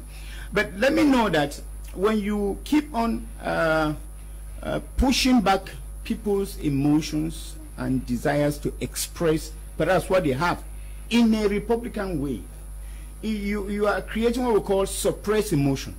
And you know what suppressed emotion does when it wants to bounce back, when it wants to come out on its own. It is usually very violent. We know that Cameroon is a country that is flaking and peeling. And the only thing that we can do is to open the eyes of our administrators who are sleeping. Now, if the march in Yaoundé had a genuine agenda to say, okay, we are indignant about this, we are angry about this, we want that this should be fixed objectively, and then they give their itinerary. We are going to march from here. Itinerary was given. Okay, if it was given, and again the government bans it, I think that means that there is something wrong. And now the government is giving us the impression that we, the citizens, are not in security. It means that the government is too weak now to take care of us. Because, I've heard the head of state refer to some parties as le petit parti, meaning that when it means the petit parti, it means that those parties, after they get out to march, We just send our security and they guard them. We know that they will not do anything. It is when you are too repressive that actually the venom is poured out. And really, objectively, I think that we shouldn't make news where there is no news. The CRM marching makes no sense to me. It makes actually no sense to me.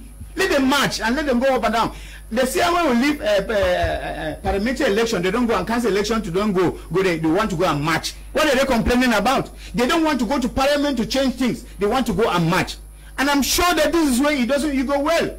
And I said it here during this program. I said, when you refuse as a political party to go for elections, it means that you have a different intention. And your intention may likely be a coup d'etat. And that is what I said here. And I'm sure the government here has a point.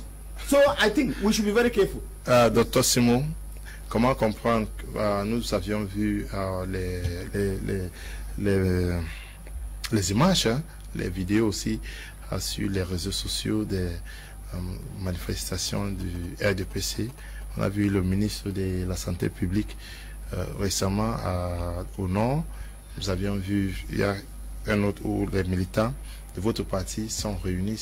Il y a même un député qui est en train de prier pour le chef de l'État qui est considéré attaqué à l'Occident. Nous avions vu pourquoi est-ce que les manifestations du RDPC sont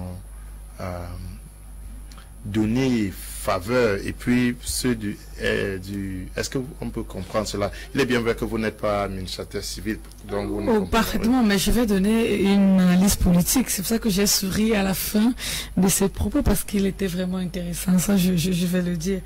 Mais ce que je veux qu'on souligne, parce que il ne faudrait pas qu'on se focalise sur le concept marche. Moi, je dis actuellement, il faut tenir compte lorsqu'on veut poser une action, il faut tenir compte du contexte social, politique et économique camerounais actuel.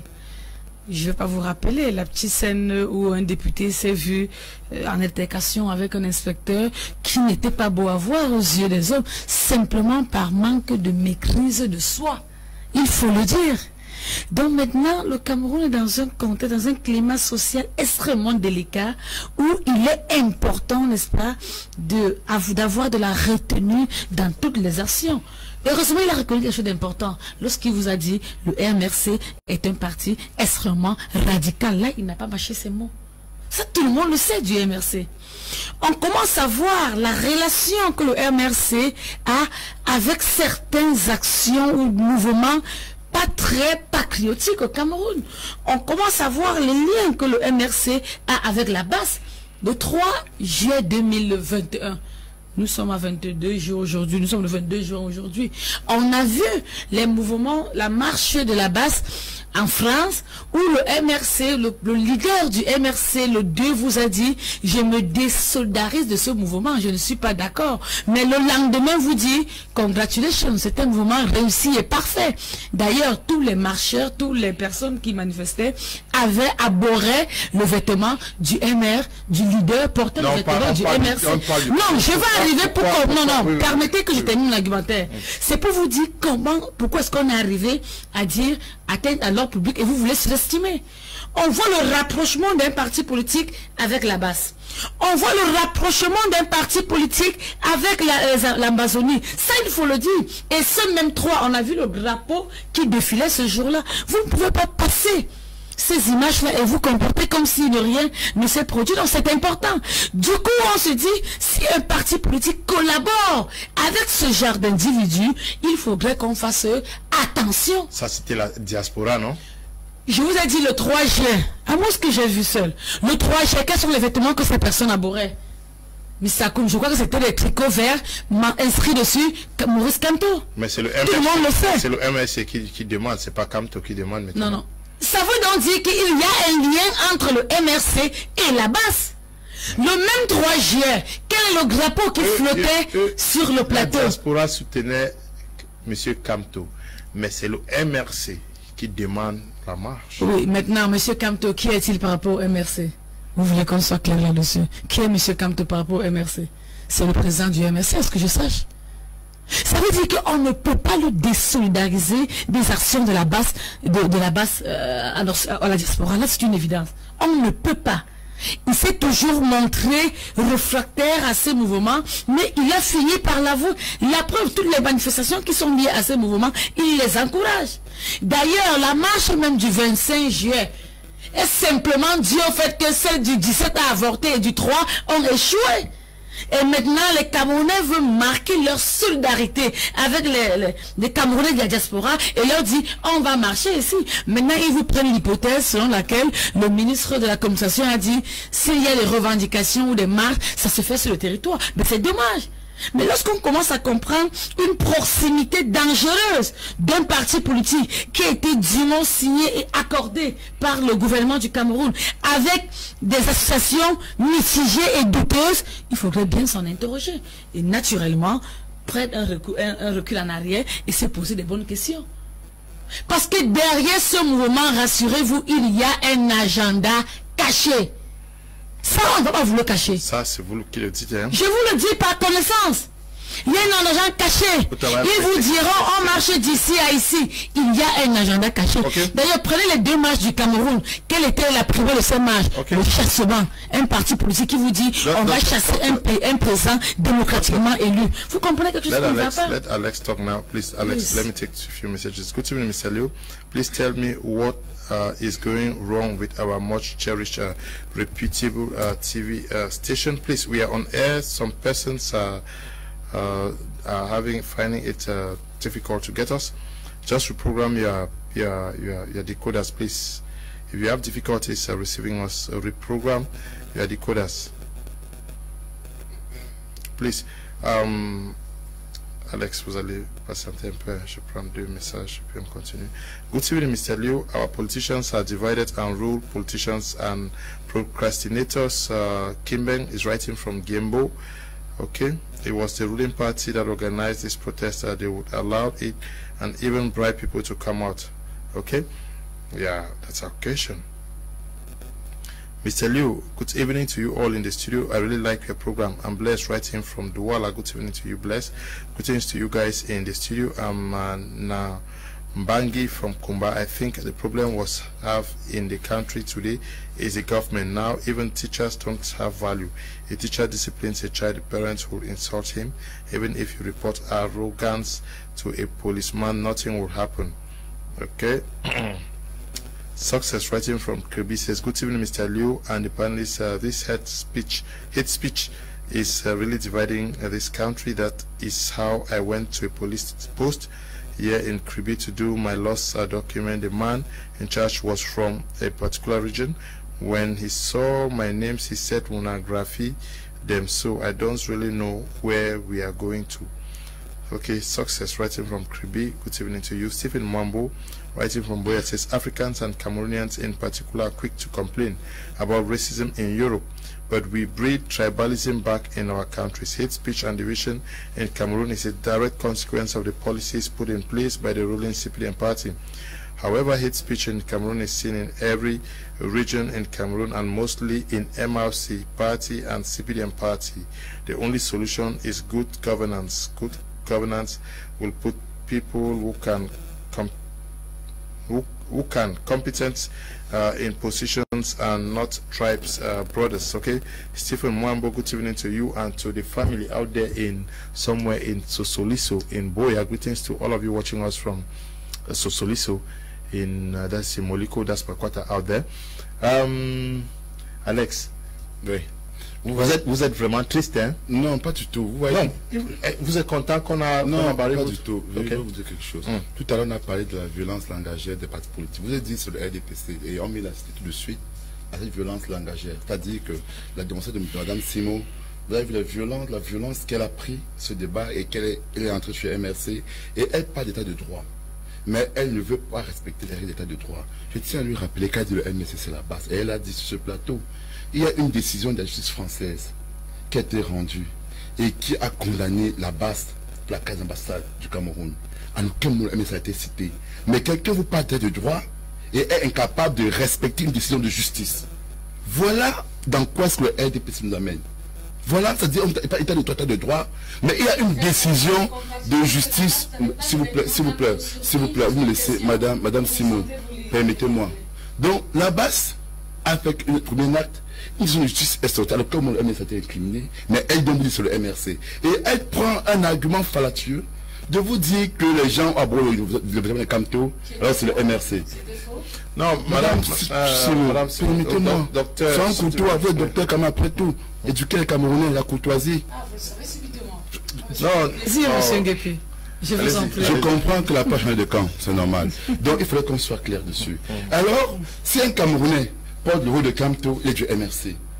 Voilà ce qu'elle veut nous dire. Donc si il y a un vol quelque part, quelqu'un a porté du RDPC, il est du RDPC. Un bandit, il est du RDPC. Voilà ce qu'elle veut nous dire. Dans le fait d'aborder le rôle d'un homme pour être une partie politique, alors qu'elle sait, on parle de loi, que la seule chose qui régit une personnalité militante d'un parti, c'est la carte du militantisme.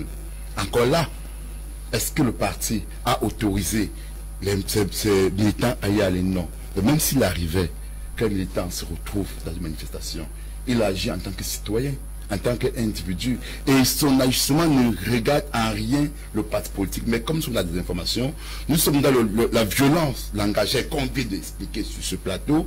Voilà dans ces violences-là, où vous avez dans le RDPC qui fait de la désinformation, qui utilise une violence qui n'a pas d'union. Elle n'a pas voulu répondre à la question. En démocratie, en état de droit, l'égalité citoyenne est reconnue par tous. Elle voudrait dire quoi? Que lorsque la loi est prévue, l'autorité administrative, reprendre l'État, il doit être neutre et impartial. Même pas le gouvernement.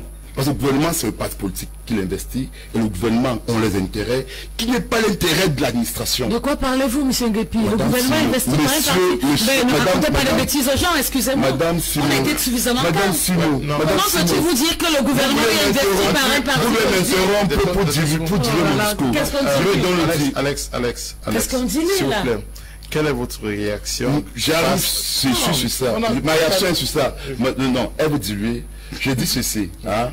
Le gouvernement représente d'abord un parti politique parce que les ministres sont d'un parti politique. Mais l'administration qui est incarnée par les fonctionnaires représente l'État du Cameroun. Donc fait partie du gouvernement et tous les Camerounais, même le NS et le RDPC. Et donc l'administration doit être neutre. Et donc dans ce cas, Madame Simo peut expliquer des raisons objectives en démocratie, en république, dans un pays d'état de droit, que le 22 septembre, je viens dessus, le MRC marche à Douala, on a des gens, on met en prison, les mêmes gens marchent à Boulevard, alors c'est interdit, on les met pas en prison, parce qu'on dit pour bien Ayo, ils ne sont pas emprisonnés. Ils sont libres de leur geste fait. Voilà ce que nous reprochons, cette justice à deux poids, deux mesures, de un, de deux. On ne peut pas comprendre comment en République, en état de droit, les gens ont marché à Boulevard sans déclaration, sans autorisation. C'est faux. On a vu et on n'a pas de déclaration d'autorisation. Je vous dis c'est faux. Vous mentez à Mondovision. Vous mentez à Mondovision.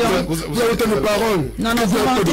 Vous mentez. Donc si je demande de répondre, donc je veux donc dire, on a donc vu des gens à Boulevard sans déclaration, sans autorisation. Parce qu'il y a une autorisation, on fait la publicité. On rend public. C'est ce qui, quand vous donnez à une administration, vous autorisez. Vous rendez public, la publicité. Ça va être publié. Ils ont marché, personne n'a interprété. On a vu Omer Sanaga, tout un ministre dans une manifestation dont on n'a pas encore vu le respect d'autorisation qui ont marché. Le MRC a aussi organisé une manifestation pour le 25 en disant nous allons soutenir les institutions. Alors ils ont décidé de ne pas autoriser en disant les raisons fallacieuses que c'est pour, alors que la raison est réellement invoquée. Donc voilà donc ce que nous dénonçons et que le RDPC n'arrive pas à accepter. L'état de droit, nous au MRC, nous disons le Cameroun doit être dans un état de droit. L'état de droit veut donc dire qu'on respecte la loi, les citoyens sont égaux devant la loi, les partis politiques sont égaux. Lorsque vous ne pouvez pas autoriser à quelqu'un à faire quelque chose et à refuser autre chose. C'est ça que les questions. Nous dénonçons cela fermement. Vous ne pouvez pas continuer RDPC, Madame Simo, à penser que les Camerounais sont bêtes à ce point. Vous allez expliquer aux Camerounais, leur dire qu'à Ebola, les gens ont marché, on les autorise, et ailleurs que les gens marchent, on les arrête. Comment allez-vous expliquer? C'est pas explicable. Dans une démocratie, dans une justice, vous devez au moins vous indigner à cela. C'est le minimum. Parce que nous sommes là, là nous regarde. Et c'est ça qui nous dérange. Parce que vous voulez diluer cela. Vous ne permettez pas qu'on vous le dise.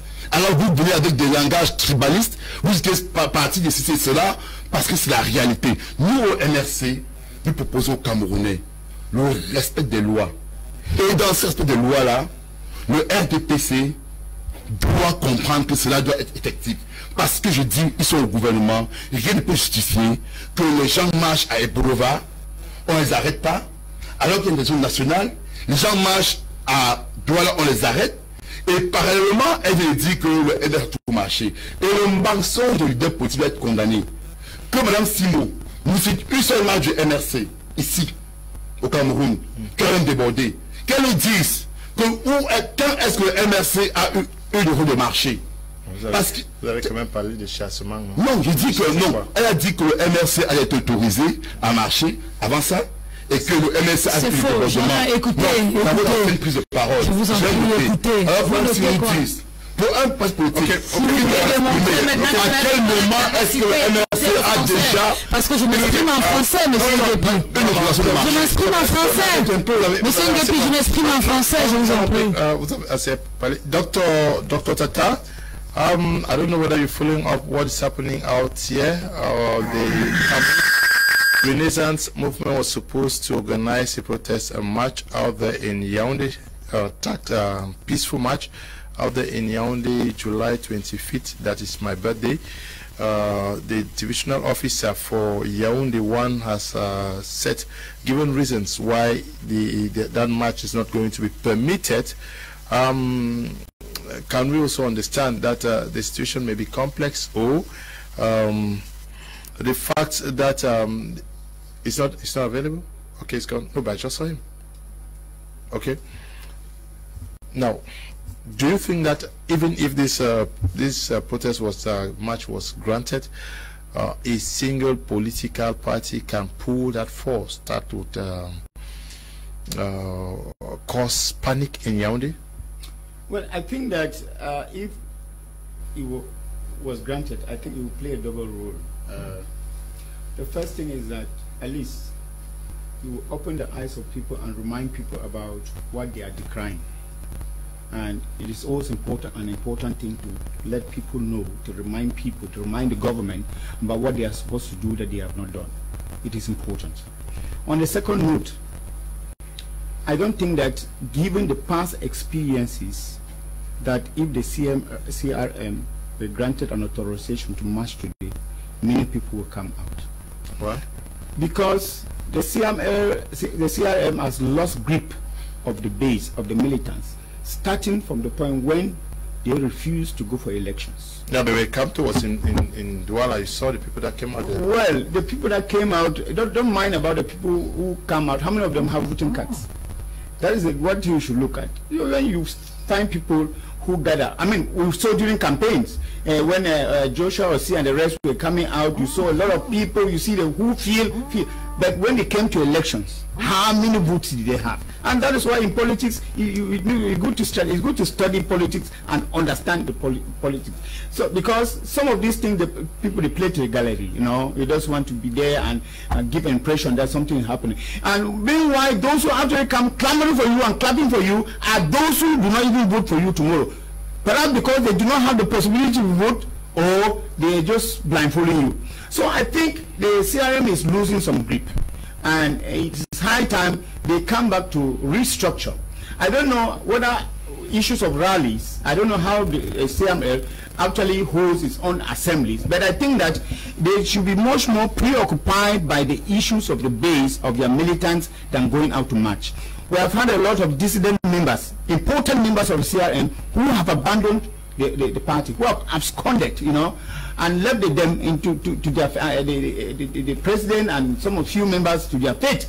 And I think that it is important to look at that. When you find members going out and leaving the party, know that there is something, and top members for that matter, know that there is utterly something wrong. And therefore, if they were allowed to march today, you see, Cameroonians have understood that politicians in Cameroon are not trustworthy people. That is one of the facts that we have to understand. And that it is useless going to risk your life. Cameroonians are hungry. They need food to eat. I don't think that we Cameroonians will come out to the street and begin to do this march. They rather be looking for what their family. We are going to schools reopening is very soon, and we Cameroonians are thinking about how to send their children to school. I don't think that they'll be wasting their time to go and march. But the fact that the government is giving it a lot of importance it is now opening people's eyes and minds, and it's giving an impression that actually something is supposed to happen and that the government is afraid of something. So, but in a nutshell, the CIM has lost grip of the masses and of its militants, and I think that they should rebuild the party. This was a party that I admired as a political observer. I admired this party until I realized that even the person who is at the helm of the party perhaps is not really, is more or less of a dictator than the dictator that is criticizing. So I think Cameroonians are wise today, and they know exactly what to go for. They know that they have other preoccupations. They know that they have food to put on their table. They know that they have to live better lives. And I don't think that they want to have the true a match in the street. The banning of protests of the Syrian is a clear proof of no democracy in Cameroon. How do you attest to the fact that in 1990 the government accepted democracy but held it back when government forces killed 6 persons during the launching of the SDF ASHU? Okay, good evening to you. Good evening, Mr. Liu, and your members. I love this channel because you always choose very good topics to debate it upon. This when some of watchers know the true Cameroonians who love this country and are speaking the truth about facts on the ground. Bar Stanley writing from Kumba. Hello, Mr. Liu. I enjoy the program. The images are not the best this time around, and not an issue of reprogramming the decoder. Ernest is writing from Mutengene. Ernest, you may have to call me tomorrow. I will send you the number of a technician to call to get your issues in Mutengene fixed. People are talking, but images are freezed. Okay. Good evening, Mr. Liu. Please open the Momo lines for us to start sending your birthday wishes. Alex is writing from Boya. The number on your screen, please. If you have a birthday wish for me, just send. I'll gladly receive it. Thank you in advance, Alex from Boya. Bonsoir à vous au studio. Le monsieur en veste raconte des conneries en encourage les fous et il n'y a rien de réel dans ce que vous dites. Les Camerounais de la diaspora ont manqué du respect et méprisé le patriarche qui est le président de la République. C'est inconcevable. Okay, you did not give us your name. This one says, can we know that Anglophone talking? Okay. Yeah, Madame Simo. Mais est-ce qu'il n'est pas aussi désirable de voir d'autres formations politiques faire des manifestations, parce que c'est aussi ça le jeu politique, non? Oui, c'est important. D'ailleurs, selon la Constitution, la manifestation est autorisée. Ça, il faut le dire. Il ne faudrait pas écouter, n'est-ce pas, le cauchemar que des gens veulent bien vous faire croire sur ce plateau. Je crois que le Cameroun a plus de 260 partis politiques. Et on a vu le 3 juillet, moi je viens revenir là-dessus, le soir du 3 juillet, le président d'un seul parti politique féliciter une marche à l'extérieur. Donc ce n'était pas fortuit. Il ne faudrait pas qu'on vous dise devant les Camerounais aujourd'hui qu'ils n'ont aucun lien, ils n'ont aucun rapport. Non. Vraiment, vivement que les partis politiques, au-delà du désir de marcher, parce que moi j'ai même souvent dit que les marches ne vont pas résoudre grand-chose. Ce n'est qu'une forme d'expression de la situation que l'on vit, mais que les partis politiques commencent à développer, n'est-ce pas, cet esprit de patriotisme, à cultiver l'esprit citoyen chez leurs militants pour pouvoir, n'est-ce pas, participer aux élections et être assis sur des places capables de changer les lois, de changer les décisions, en fait, de prendre des positions. Parce que si on est dans une logique de boycott, rassurez-vous, il est de bon ton qu'on aura pour seule mission que les insurrections. Même quand l'État nous dit il est interdit de le faire, on trouve toujours des personnes qui disent on va le faire. C'est dommage. Ok, c'est dommage. Vous allez continuer à faire des demandes. Est-ce que vous déjà vous étiez sûr que ça serait autorisé? Vous savez, nous avons pensé que c'est autorisé parce que nous nous disons le Cameroun est un pays de droit. Okay. Hein, et que l'autorité administrative va enfin comprendre son rôle impérieux d'impartialité qu'il a. Et malheureusement, on s'est trompé parce que vous savez, dans le passé, quand on a vu des préfets aborder la tenue du RDPC en pleine campagne électorale, là on s'est dit, ils ont compris la leçon. C'est pourquoi nous disons au MRC. Le MRC veut gouverner avec tous les Camerounais. Nous allons respecter les lois du Cameroun. Nous allons respecter la constitution du Cameroun. Et je comprends des gens disent que M. Kamto serait un plus pour Paul Biya. Comment allez-vous accuser une femme qui n'est pas mariée d'adultère? C'est la sorcellerie. Lorsque mon voisin, le docteur Tata, dit que M. Kamto... Mais il se base sur quel élément factuel? Aucun élément. Donc c'est ça en fait, la désinformation. Et c'est aberrant lorsqu'on veut éduquer. Lorsque vous voulez éduquer, tout un docteur vient dire sur un plateau, c'est sérieux, que M. Kamto serait pire que Paul Biya. S'il vous plaît, permettez-moi, docteur, je voudrais que vous respectez. Quand vous avez dit les choses graves, vous avez respecté. Alors, vous êtes enseignant, respectez vos étudiants qui vous écoutent. Alors, dans ce respect, dans la votre vérité, c'est votre vérité à vous. Quand un docteur vient dire qu'une femme qui est célibataire sera adultère alors qu'elle n'est pas mariée. Mais non, c'est M. Biapol qui s'est marié par force au peuple camerounais. L'adultère, le non-respect revient encore. 2018, il y a eu élection avec le professeur Maurice Kamto. On vous parle maintenant de légitimité. M. Biapol s'est marié avec le peuple camerounais. Par force. Donc l'adultère ici, comme on dit, c'est l'adultère du RDPC. L'adultère c'est quoi? C'est que M. Biapol n'arrive pas à respecter les lois du Cameroun. M. Biapol viole les lois du Cameroun. M. Biapol ne respecte pas la constitution camerounaise parce que la marche est un droit constitutionnel. Voilà ce qui est constaté. Et si il faudrait une déclaration. Madame Simo, vous le savez. Madame Simo, je vous parle de la hiérarchie des normes. Dans la constitution, la marche est un droit reconnu. Le tout administratif peut interdire, mais ne doit pas interdire à chaque fois. Malheureusement, l'exception est devenue l'exception qui est l'interdiction, est devenue la règle de l'interdiction, c'est-à-dire automatiquement l'interdiction. Continuez à faire les marches. Non, de ce côté, je ne suis pas en mesure de vous dire si le MRC fera une marche ou pas. Cela appartient au directoire du MRC. Mais vous l'aviez fait le 17, ce que nous demandons, le 22 septembre, ce que nous demandons, si le 22 septembre, le gouvernement camerounais ou l'État camerounais estime que le MRC a vu la loi, puis la marche a été interdite sur tout le territoire camerounais. Donc nous aurons aimé que ceux qui ont marché ce jour-là, peu le parti des appartenaient, puissent aussi être mis aux arrêts. C'est ce que nous demandons. Nous ne voulons pas de 2 poids 2 mesures. Je tiens à rappeler à Mme Simo qui dit que le PCRN a organisé à Boulevard, le congrès régional des boulevards, qui est interdit. Mais 5 jours plus tard, le LPC a marché à Boulevard. On l'a interdit en estimant qu'il y a la corruption. Ne sont pas là. Vous avez demandé la déclaration de la marche. Non, vous racontez des balivins. Arrêtez ce jeu-là. Et vous savez nous demandons donc au gouvernement camerounais de respecter la loi du Cameroun, de respecter l'état du Cameroun, de reconnaître que les Camerounais ont les mêmes droits. Le RDPC, un enfant va vouloir que son père le respecte son père. Nous disons aussi, l'enfant va vouloir d'abord que le père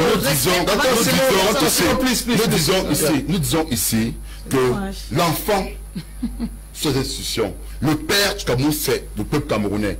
La personne qui doit respecter ce peuple camerounais. Et personne, aucune institution, aucun homme n'est au-dessus du peuple. Donc, nous demandons donc que ce peuple soit respecté. Les Camerounais, le Cameroun se construit avec tous les Camerounais. Nous sommes dans cette construction-là. Et nous voulons donc comprendre que merci beaucoup. Notre chose à faire, nous ferons avec vous, madame. Nous allons rester là du pays. Thank you for coming, Dr. Ndimancho. Thanks so much, Mr. Kum. It's a pleasure to be with political activists, and I think that more of a lesson should be that we don't argue people, we argue the ideas. Merci aussi à vous, Madame Simo. Ce fut un plaisir, et puis je peux saluer l'esprit avec lequel vous avez conduit cette émission, parce que je m'en doutais.